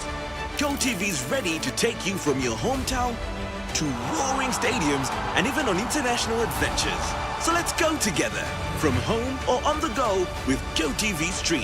Sounds like a great idea. Woohoo! GoTV. Love it.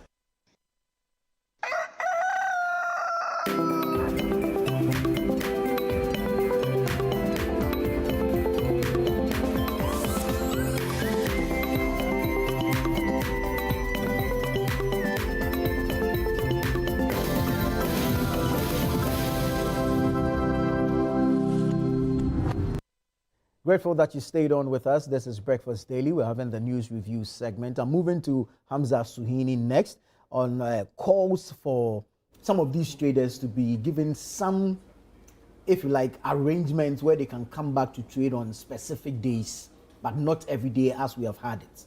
I don't know what you make of this. I think that it is something that we can explore, because I know, as a matter of fact, that even in the United Kingdom, we have Saturday markets. Right. Where certain major streets are closed, and specifically used for market activities the whole day.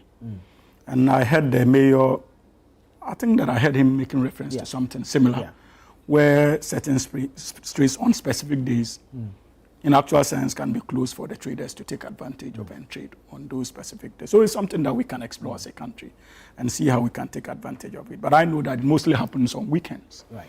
So they can look at the dynamics of every particular area and explore that possibility. But I must concede that I'm beginning to have second thoughts on my earlier call for DCs to be elected on non-partisan basis, based on the engagements I've had off air with Miracles, my brother.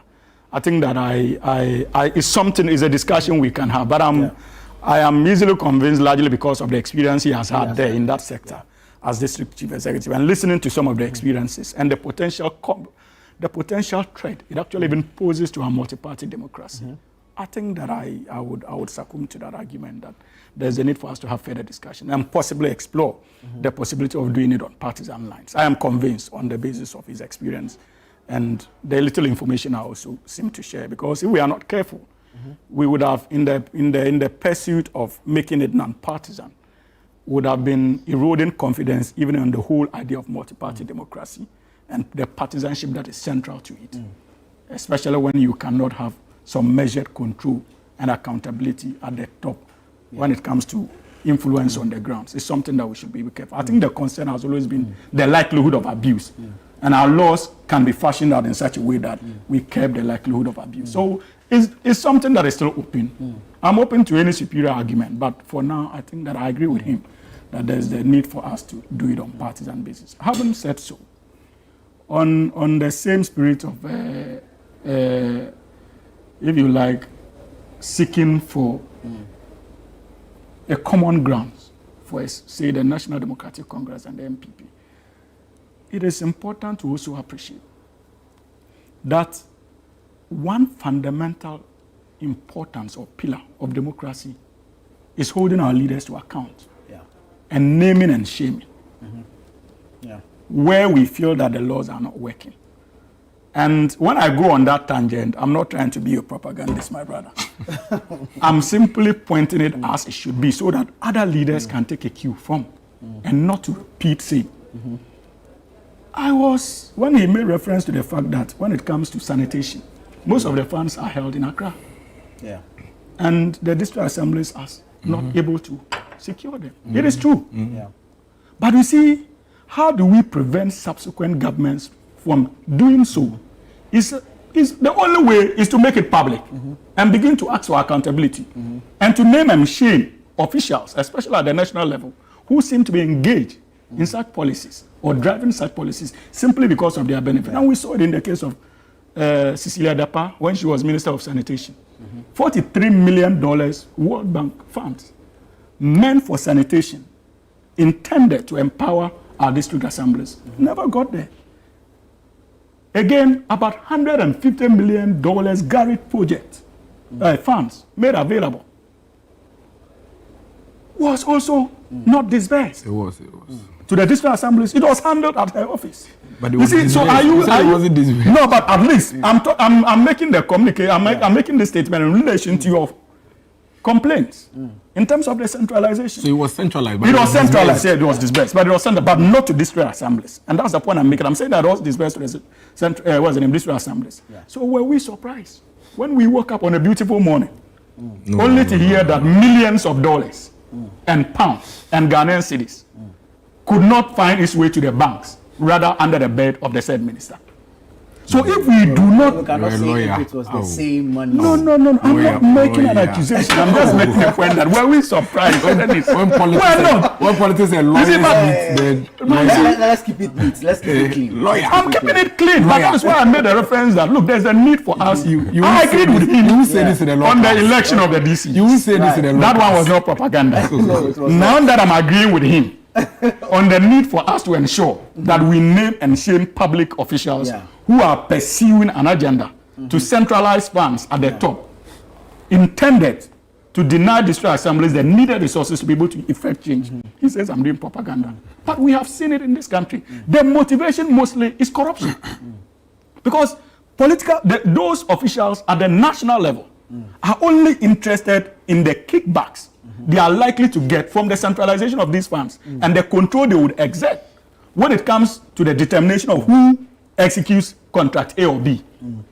That is how corruption is difficult. That is the reason why corruption is difficult to tackle in this country, because we centralize it. There is the need for us to let our laws work.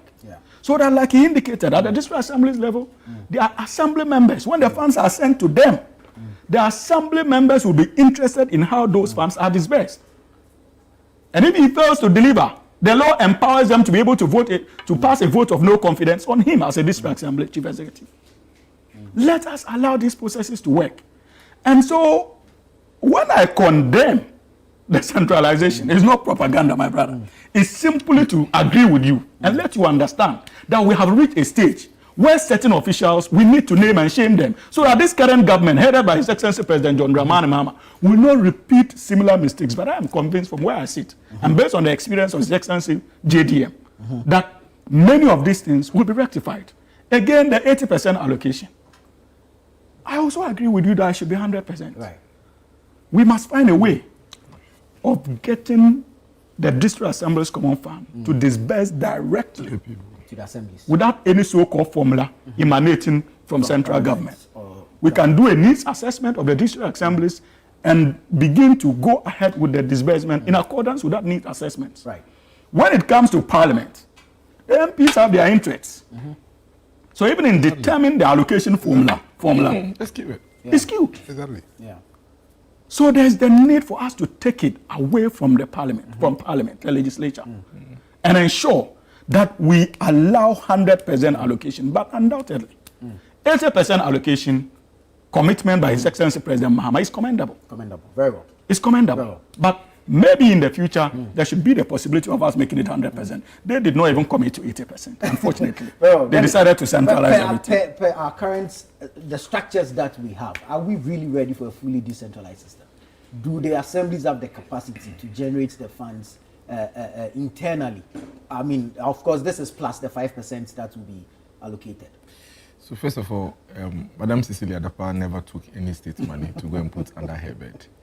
And the lawyer knows that. Never reject an invitation. Yeah, no, I won't. And the lawyer knows that.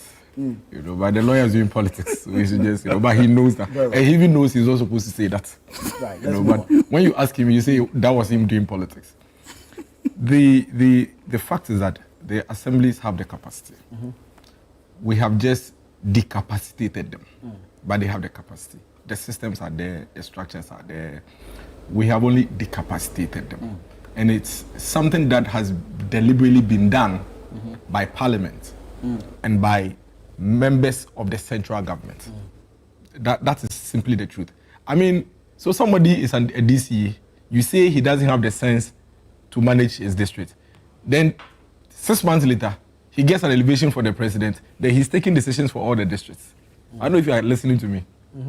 The DCs, they are the ones who are becoming MPs and coming to Parliament and becoming ministers. Yeah. So there's a certain hypocrisy on our part.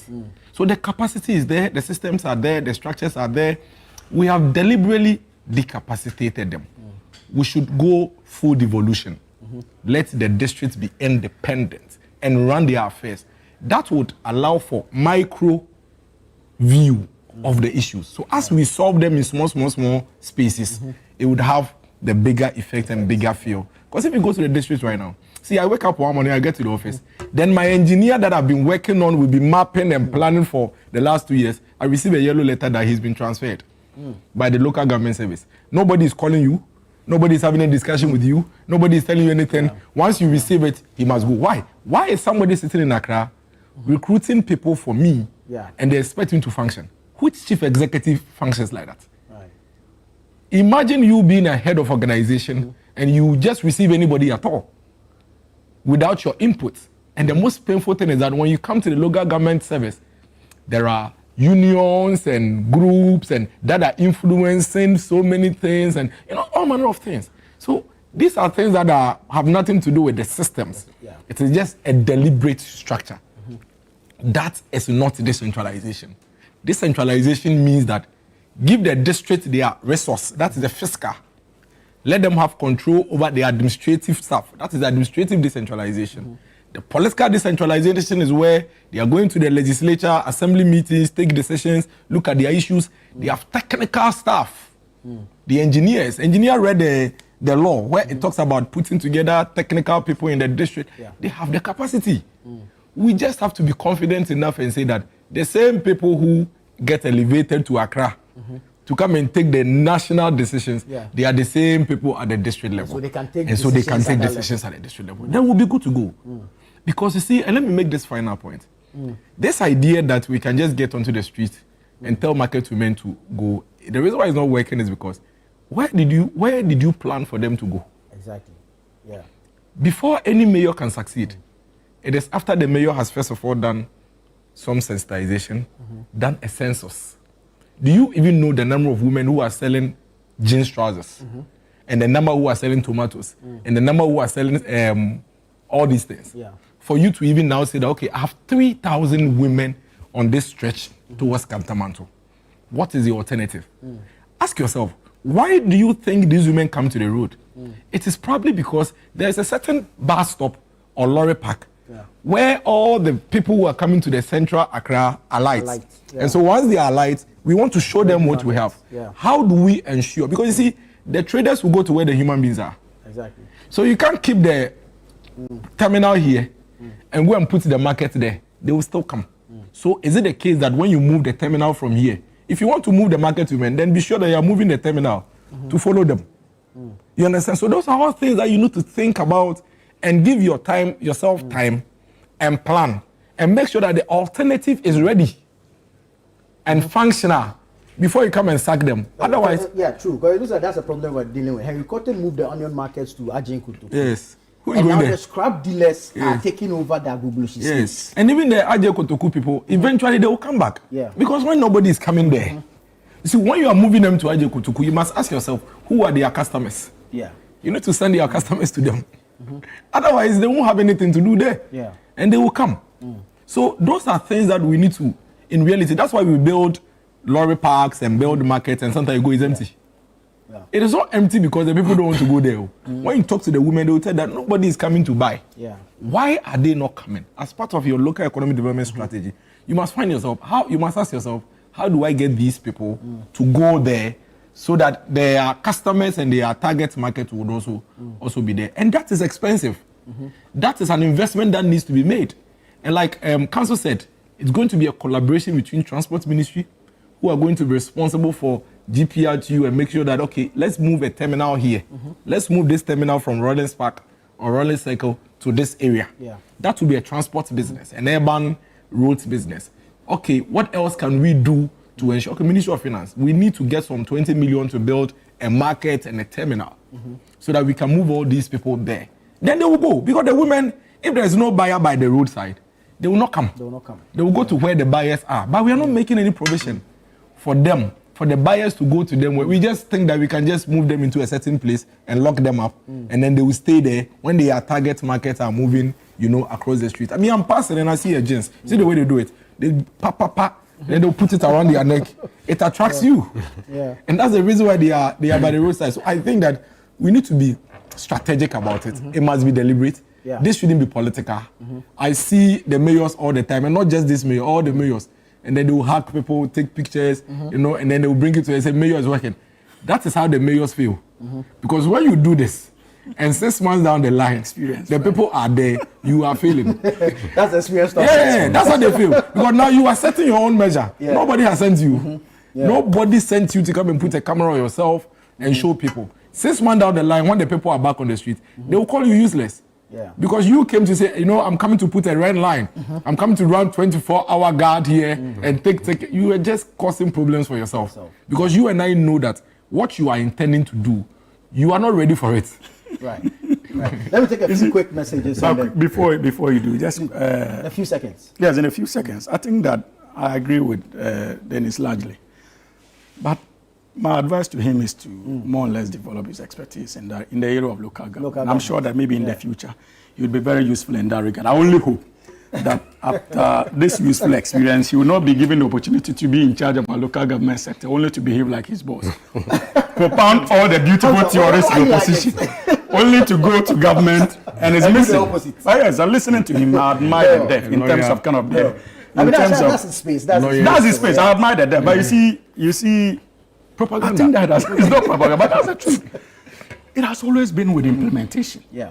And that is why those of us, especially those of us who are young, myself and him, I think that we must lead the charge. Yeah. We must go beyond the rhetorics when given the opportunity and actually begin to implement some of these measures. I don't know why he had to be reassigned.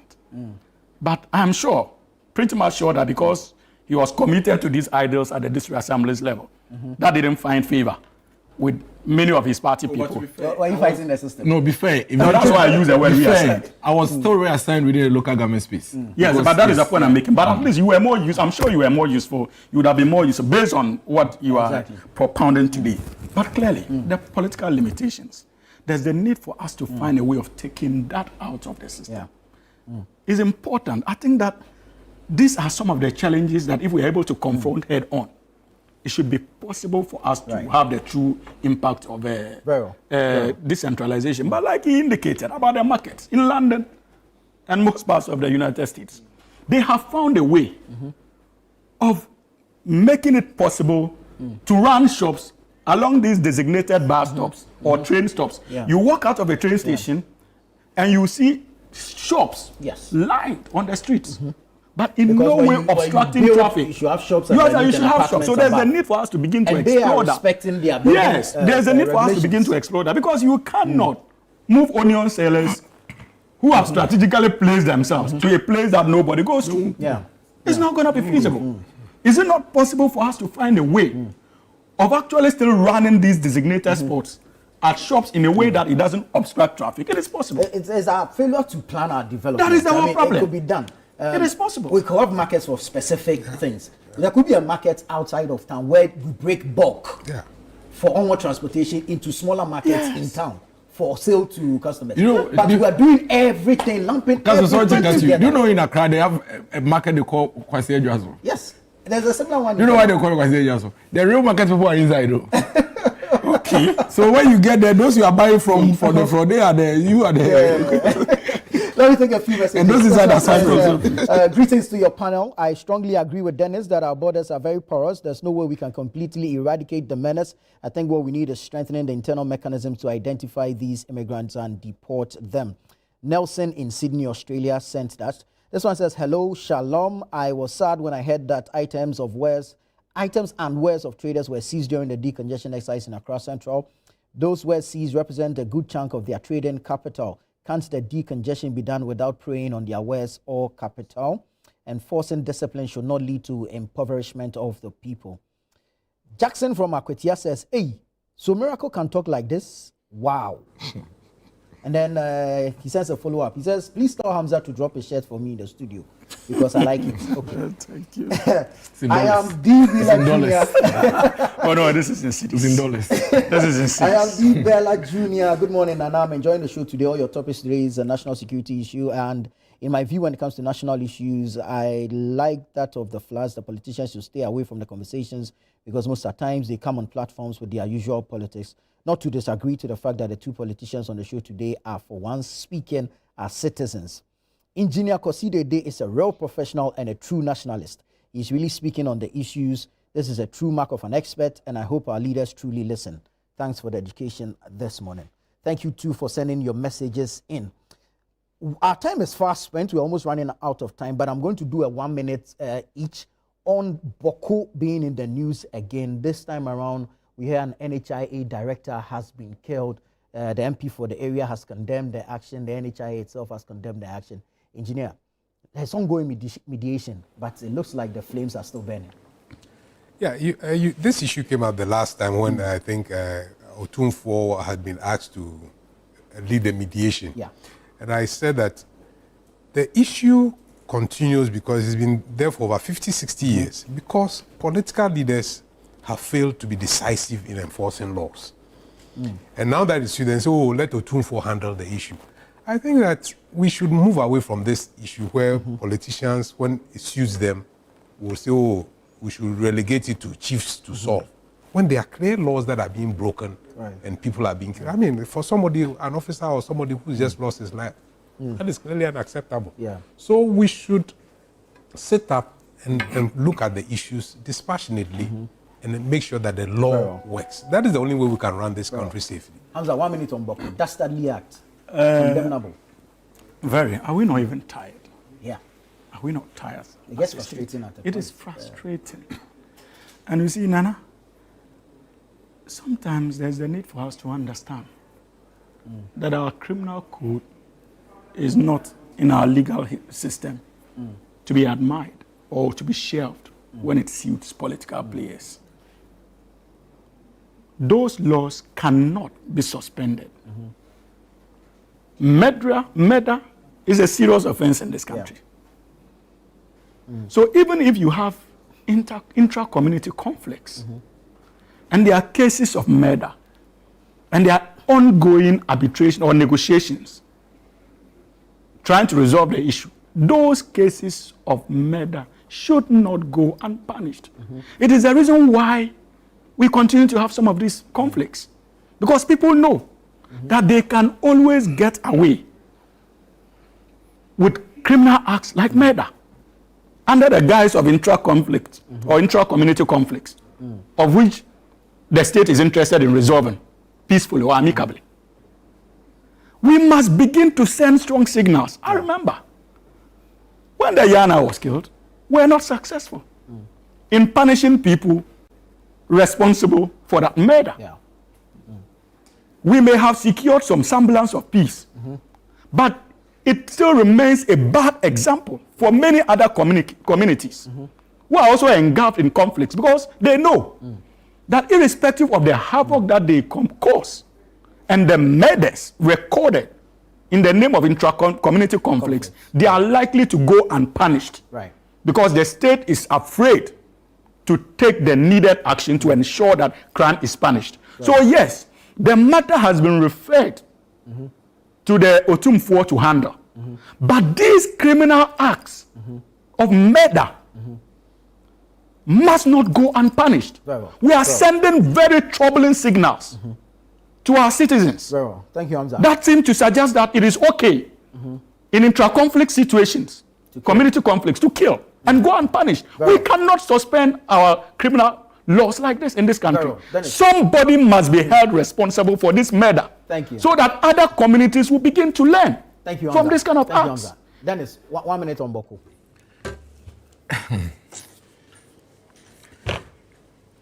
If we don't take care, this Boko thing may swallow all of us. Yeah. And you know, I made a submission the last time, but I refuse to make the same submission this time around. I think I've made that point about the politics and all. I think it's needless at this point. I have been to that area before. Okay. And I heard with my ears how they are firing at night as if it's a war zone. Pa, pa, pa, pa, pa, pa, pa, pa. I don't think we even spent the night there. We ran back to Bolga. And this was in 2023, late 2023.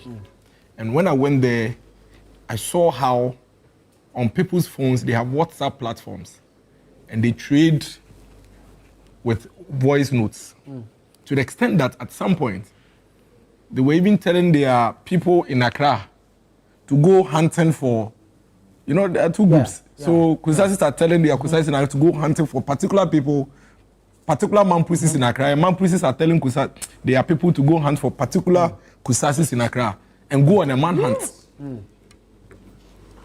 And when you hear and see some of the weapons they have, you ask yourself, how can we be so heartless? Because when you see the people holding those weapons, you know they can't afford it. Where did they get them from? Why are they killing people? I mean, why are they killing themselves?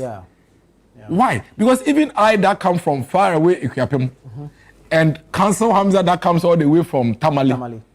Even the two of us are not fighting. Let alone the two of you who have lived in the same geographical area, and I hear some of them have intermarried, and some are even Mampusis and Kusasis. The mother is Mampusi, the father is Kusasi. So why? The MP for the Yes, the MP. So why? My final point is, why are they not afraid? In some 10 seconds. To be doing what they are doing. Overrunning. I think the police, you know, those times we used to wake up in the morning and they say that the police have entered an area and swooped everybody. Yeah. I think the police and the military has been in Burma camp for years. Some of them are retired without ever going to war. Because Ghana is a peaceful country. I think that we should move all the military at Burma camp, move all the police at the headquarters and take them to Baku. Whether you are innocent or not, they should bring all of them to. I don't think Baku people are plenty like that. If they have to bring all of them into one location and do. It's serious. Yeah. Thank you, Dennis. Points well made. Thank you, gentlemen. This has been good. Hopefully, we'll get another opportunity to do this again. I am Nana Tufo, and this has been the news review segment on Breakfast Daily. Don't go away. The show continues after this.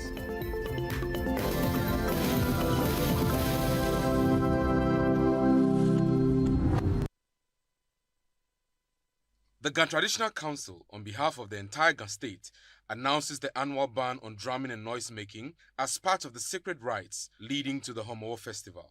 Ghana mamu, timfe anali, akeshin, imlai ni ko wogma dumo, wongmehi, wakusuni, wakabachuni, The ban across the Ghana state will take effect from Monday, May 12th to Thursday, June 12th, 2025. However, Osu, La, Teshi, Nungwa, Tema, Boom, Pram, and Ningo traditional areas will observe their bans separately, with dates to be announced by their various councils. During this period, all visitors are required to comply with the following regulations. Religious activities to be confined within premises without the use of external loudspeakers, no drumming, clapping, or use of musical instruments in public places, no roadside evangelism or street preaching with loudspeakers. There will be no funeral or burial ceremonies within this period up until the 20th of June 2025. This practice is not only a cultural tradition, but also protected under the 1992 Constitution of Ghana, ensuring the preservation of our customs and identity. A dedicated task force, in collaboration with the Regional Security Council, Metropolitan, Municipal and District Assemblies, as well as the Ghana Police Service, will strictly enforce compliance. We urge all residents, institutions and visitors to respect this sacred tradition as we uphold our cultural heritage and foster social harmony. Nyata, Nyo Manyaba. Is it the luxurious rooms?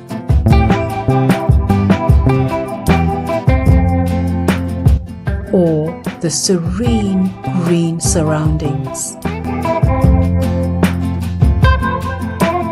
Is it the tempting swimming pool?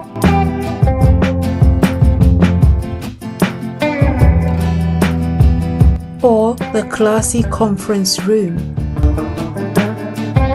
Or the cute gift shop?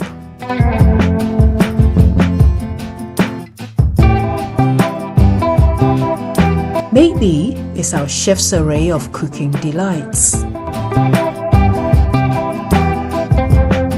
Whichever way, it's all about Cactus Creek. A most respected hotel. 055 039 5007.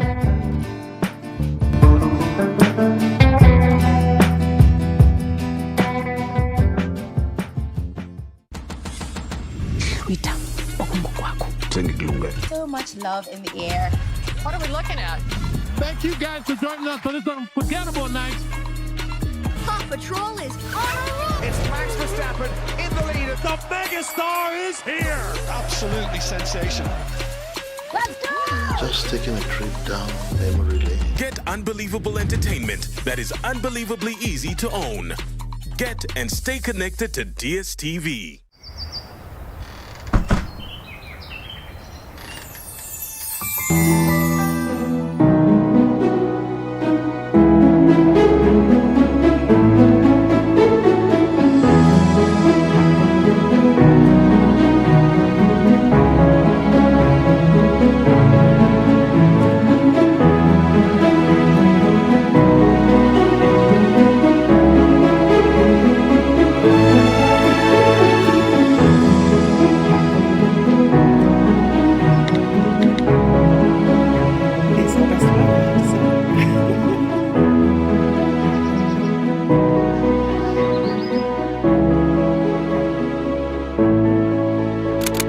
Bold patterns, bolder women. Celebrating the gift of womanhood.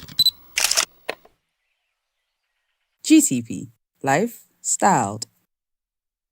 Some movies change the world, and you'll find them elsewhere. Mnet Movies 4 is just in it to change your mood. Great. They turn an ordinary night into something awesome. Make you laugh louder, smile bigger, and feel like a kid all over again. Yay! This is gonna be so much fun! The only thing our movies are seriously serious about is making you happy. All month long. On Mnet Movies 4 for the easy, cheesy, silly, funny, snort laugh classic movies of your life.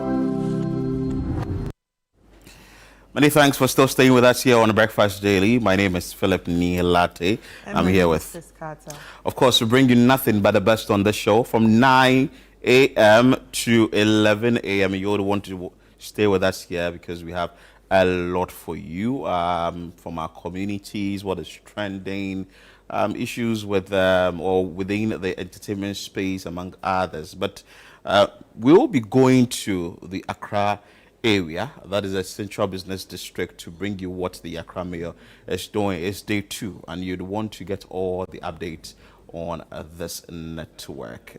Agri Fair is still on.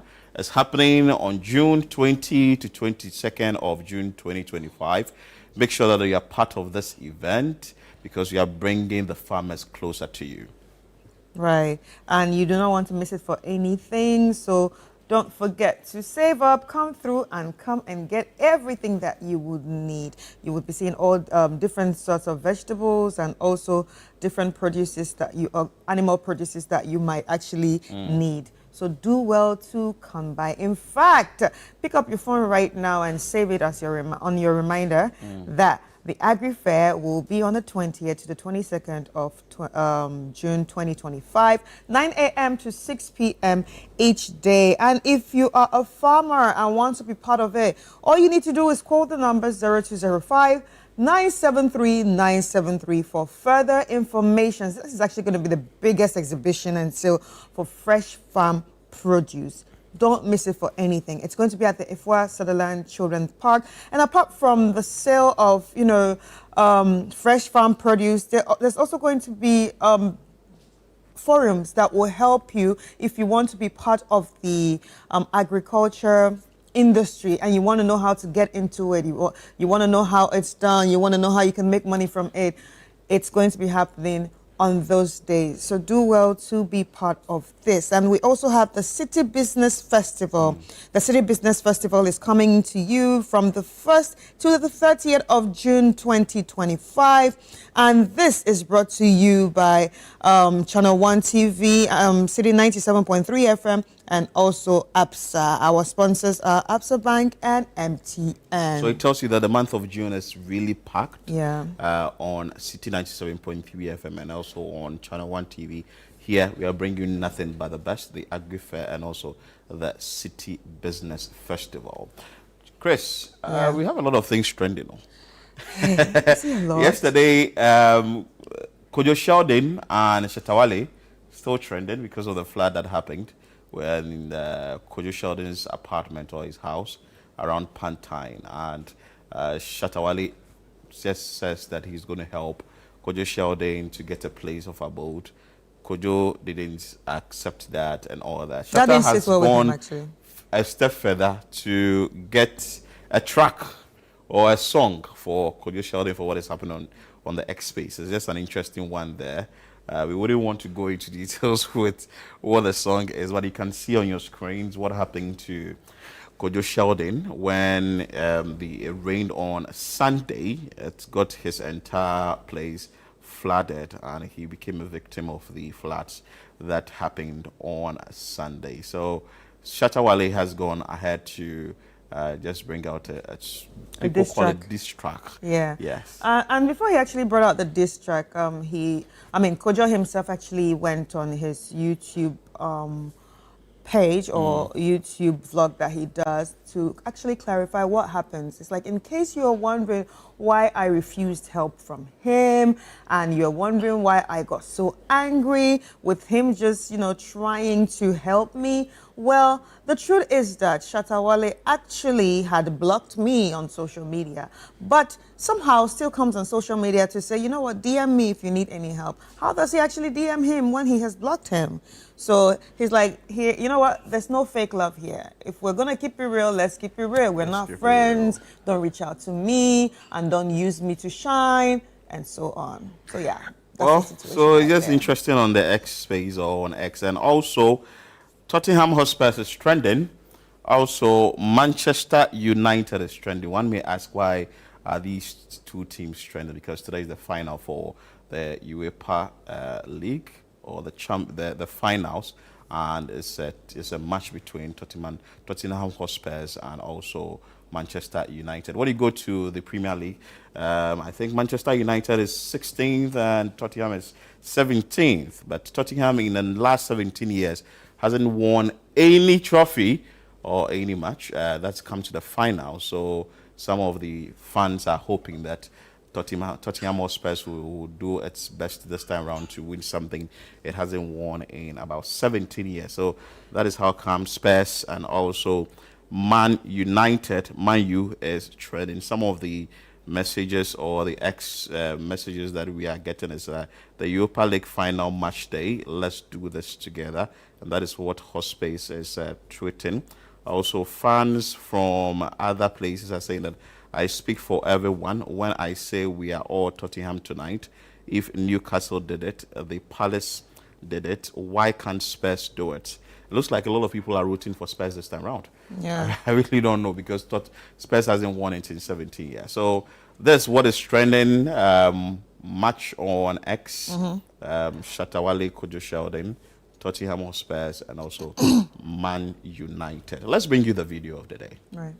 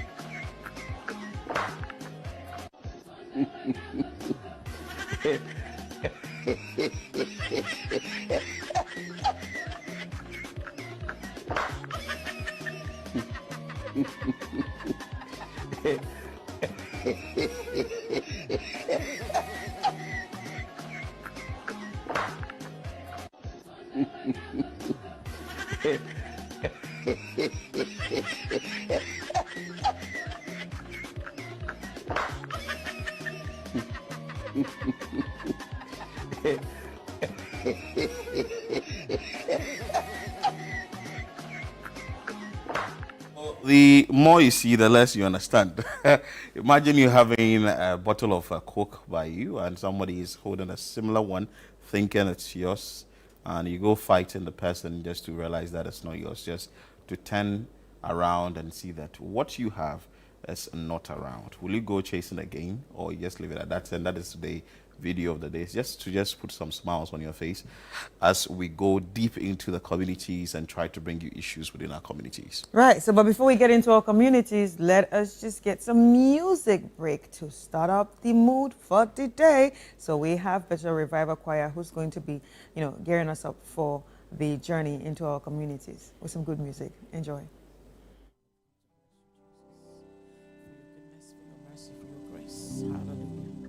Thank you, Jesus. Thank you, Jesus. You are worthy. Yes, you are. Yes, you are. Oh, Lord, you are worthy because He is good.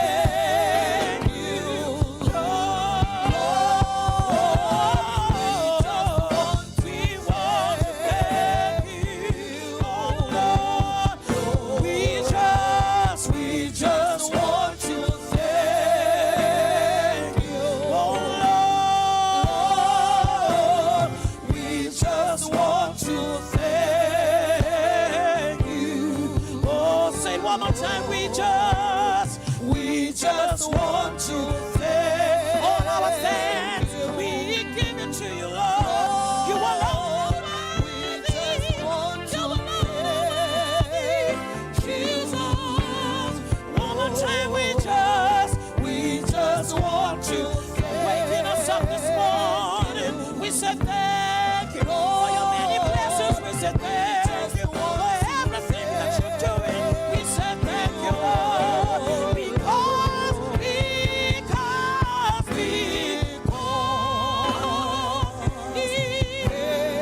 good and His mercy shining through. Hallelujah.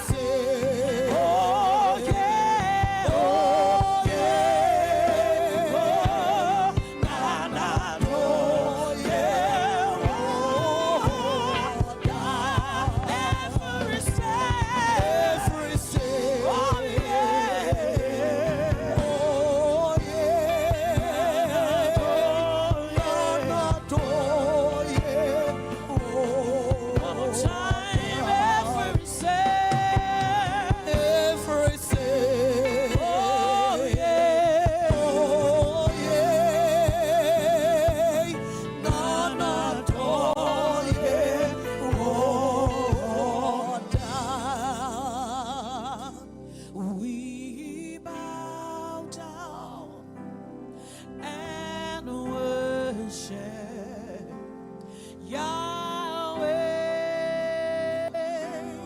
covenant keeping God. We bow down and we worship only you, Yahweh.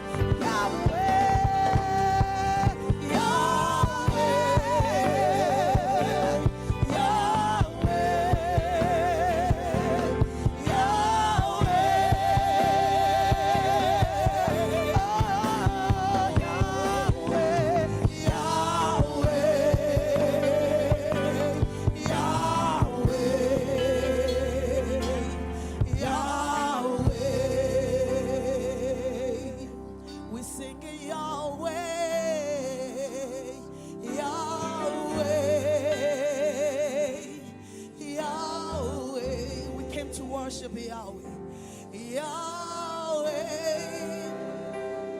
for seeing us in this new month. We came to worship Him. And that is a Bethel Revival bringing us, taking us to church, so that we just prepare ourselves for what we are going to see in our communities. But mind you, you can join us 0204447033. Let's get it Interactive. Let's cross to our colleague Fauzu Masawudu, who is monitoring the phase 2 or the second day of the decongestion exercise in Accra, led by the Accra mayor, that is Michael Bakpo Alute. Fauzu, good morning. Hello. Fauzu, good morning.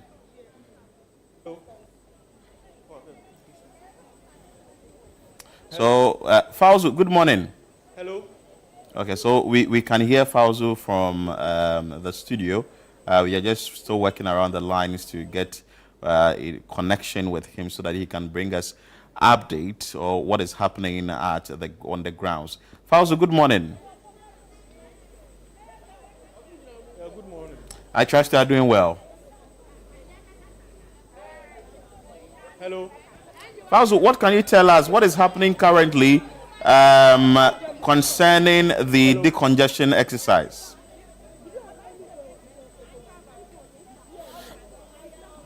Okay, so we are still working around the lines to bring our colleague Fauzu Masawudu on live so that he can tell us what is happening at the Central Business District concerning the decongestion exercise that the Accra Metropolitan Assembly is embarking on, led by its mayor, Michael Bakpo Alute. The exercise started yesterday. They visited some places around the UTC, went to the railway line area, came around to circle to Adabraka area, but we don't know where they are today. Let's find out again from our colleague Fauzu Masawudu, who is joining us live. Fauzu, good morning. Hello, Fauzu. Okay. Hi, hello. Yeah. So, I want to find out from you what is happening at where you are now, and if you can tell us where you are as at now.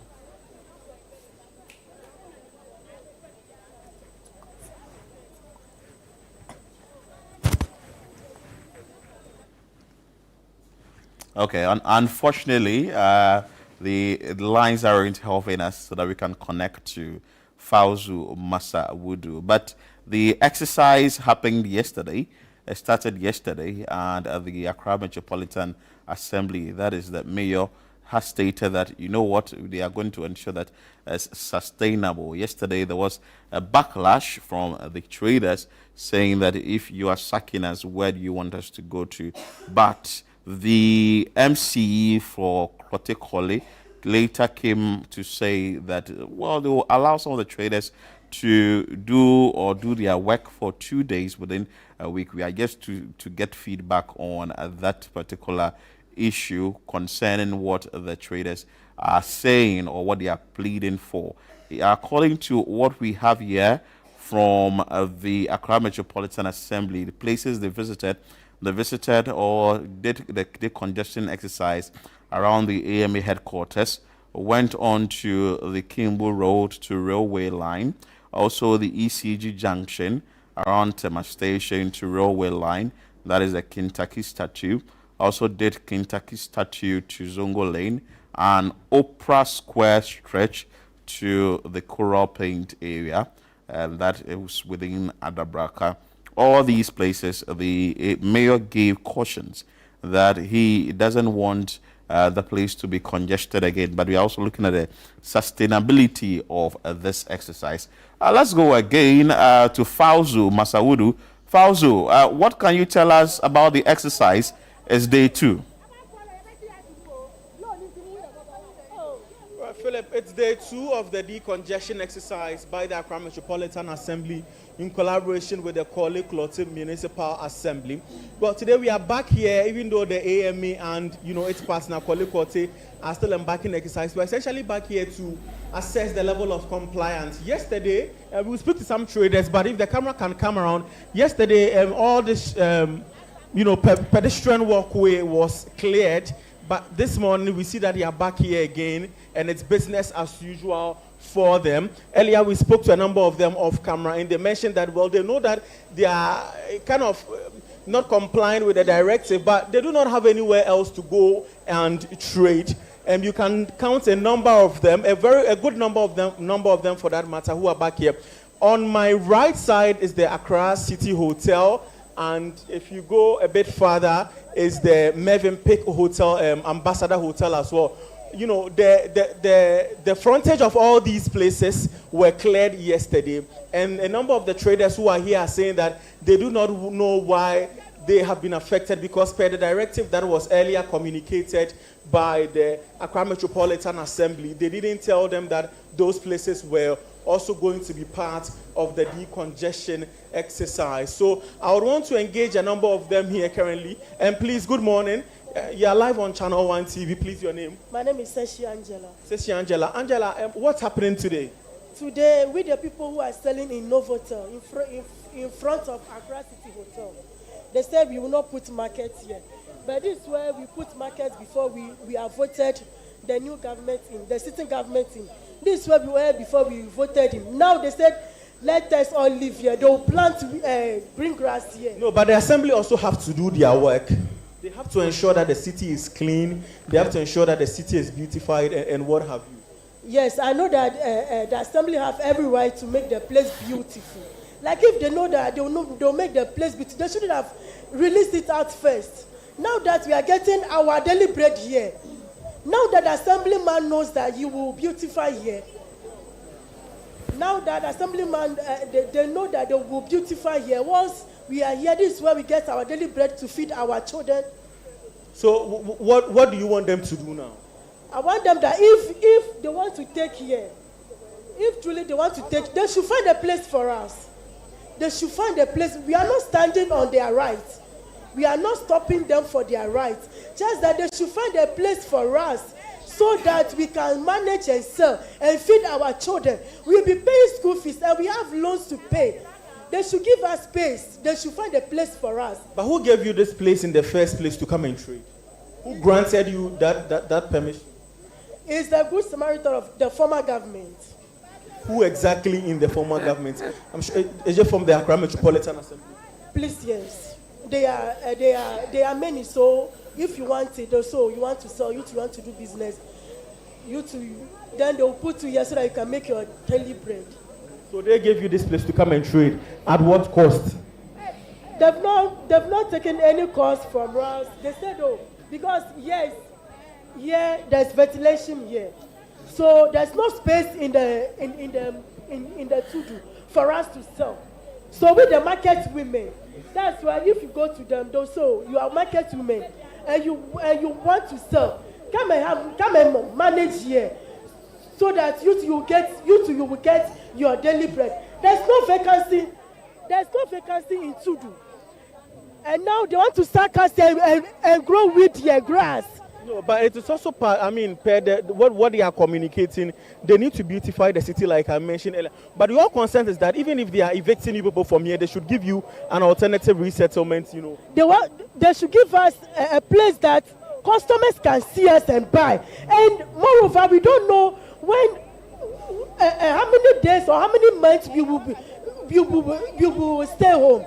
So we want something to be done immediately. Okay. All right, thank you so much. So I want to speak to a number of them, but in your shot, you can also see that there's been some form of barricade here, and it is to bar some of these traders who hitherto, called this place their trading point. This is to bar them from returning to the place. But a number of them, like I stated earlier, are back here not to particularly trade, but to drum home their message. I want to speak to another. Please, your name? Comfort Asante. Comfort Asante. Marco for special ton adia haya na odidwa me pacho haya na mididwa na hana ye didwa no aban dada ne no de ye ba ha se ase ye metena ha se ye ko hu wom no se ye mekre ha na ye ntwan de kaka se do bia nsa anu be ye den ebe ko na no ampa so ye tete ha ye wa ha ni enabi ana bra so bra ye piesie mahama ye bra no ye bra papa brother e ka kire ye say ye change of owner na ye metu aban femma no na ye tu abama no a onya by baby ye tima ye betu ande ye beda kura mfa no ho na say mpacho se bia ha nya marketplace ana ono ane ka so be hu yen ono ba ha be campaign so betu ye be hu yen sa ya no ba so be hu yen aya campaign ya so ba ha so be hu yen eti say na yi ni bosha no hye na da ma ye sre no Onaye, Ompegano, na manu, Omatie, and yes, I baby, I was Shabiala, and Maria Nala, Yabeja Brahma Hammer, Niabanaso. I'm be my Pacho na sisi ano yakas ya mamu baby sisi ano mu den na mu ya say ya mamu baby fufuro. Baby and say twa and to offer her There be higher there me for some more plans for her here as part of or city development no more you know. Inti bia na had ya mu say nya bio. I know my baby intina. Oh my baby. I know my baby. And then no dey intina ma back to this place. This na masa. I say your baby aseja. See your baby aseja. And yakwaji loan. Loan so ba be bra me dey ankwapu agu yan sade a. And yes yam pre akwafa load me bebre. Etu anu so nsi from no make be. Na mpacho mo ko market no ma anya yi ana. E kwani wo.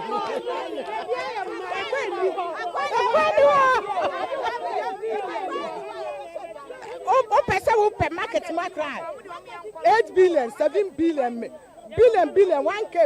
You need 1K.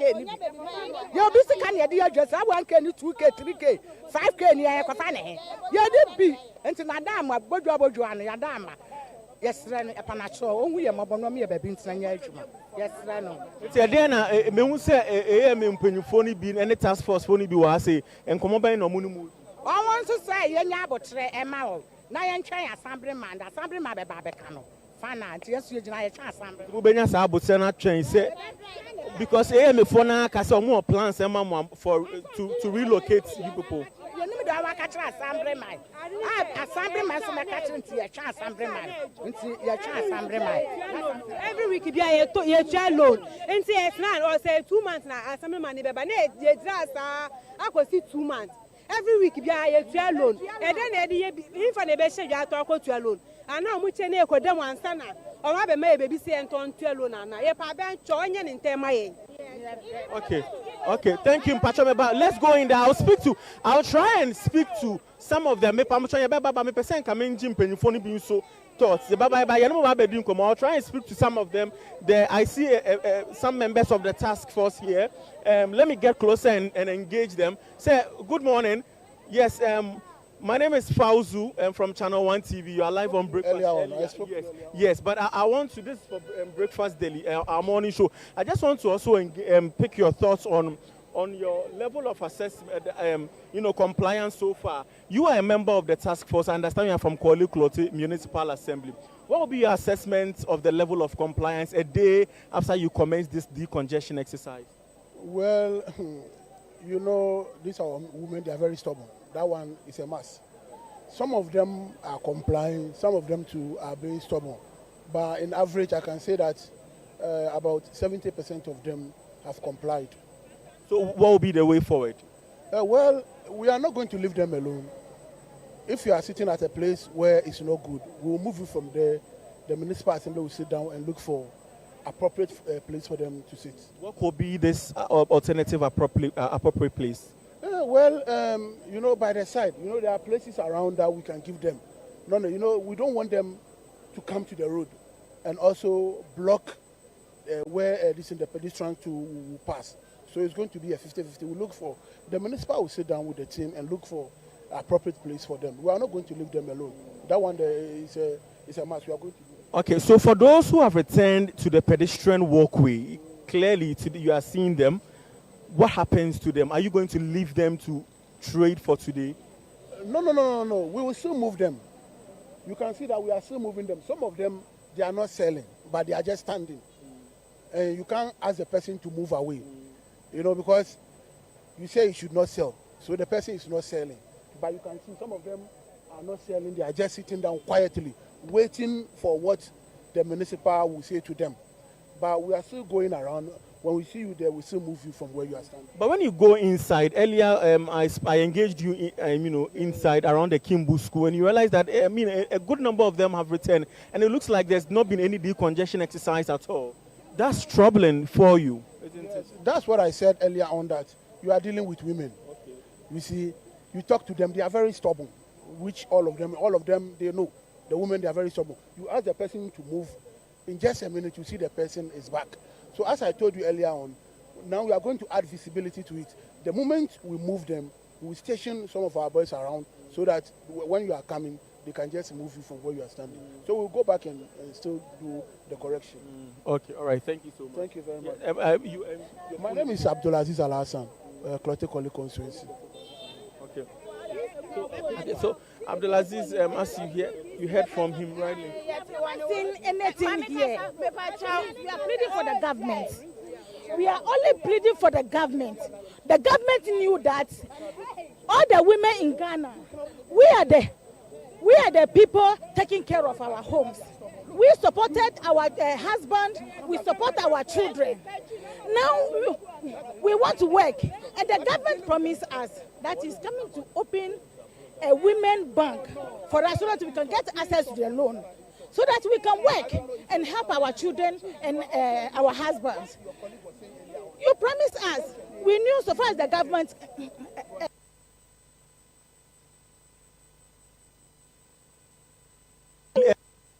Wait, after the election, just a few months, and we started crying.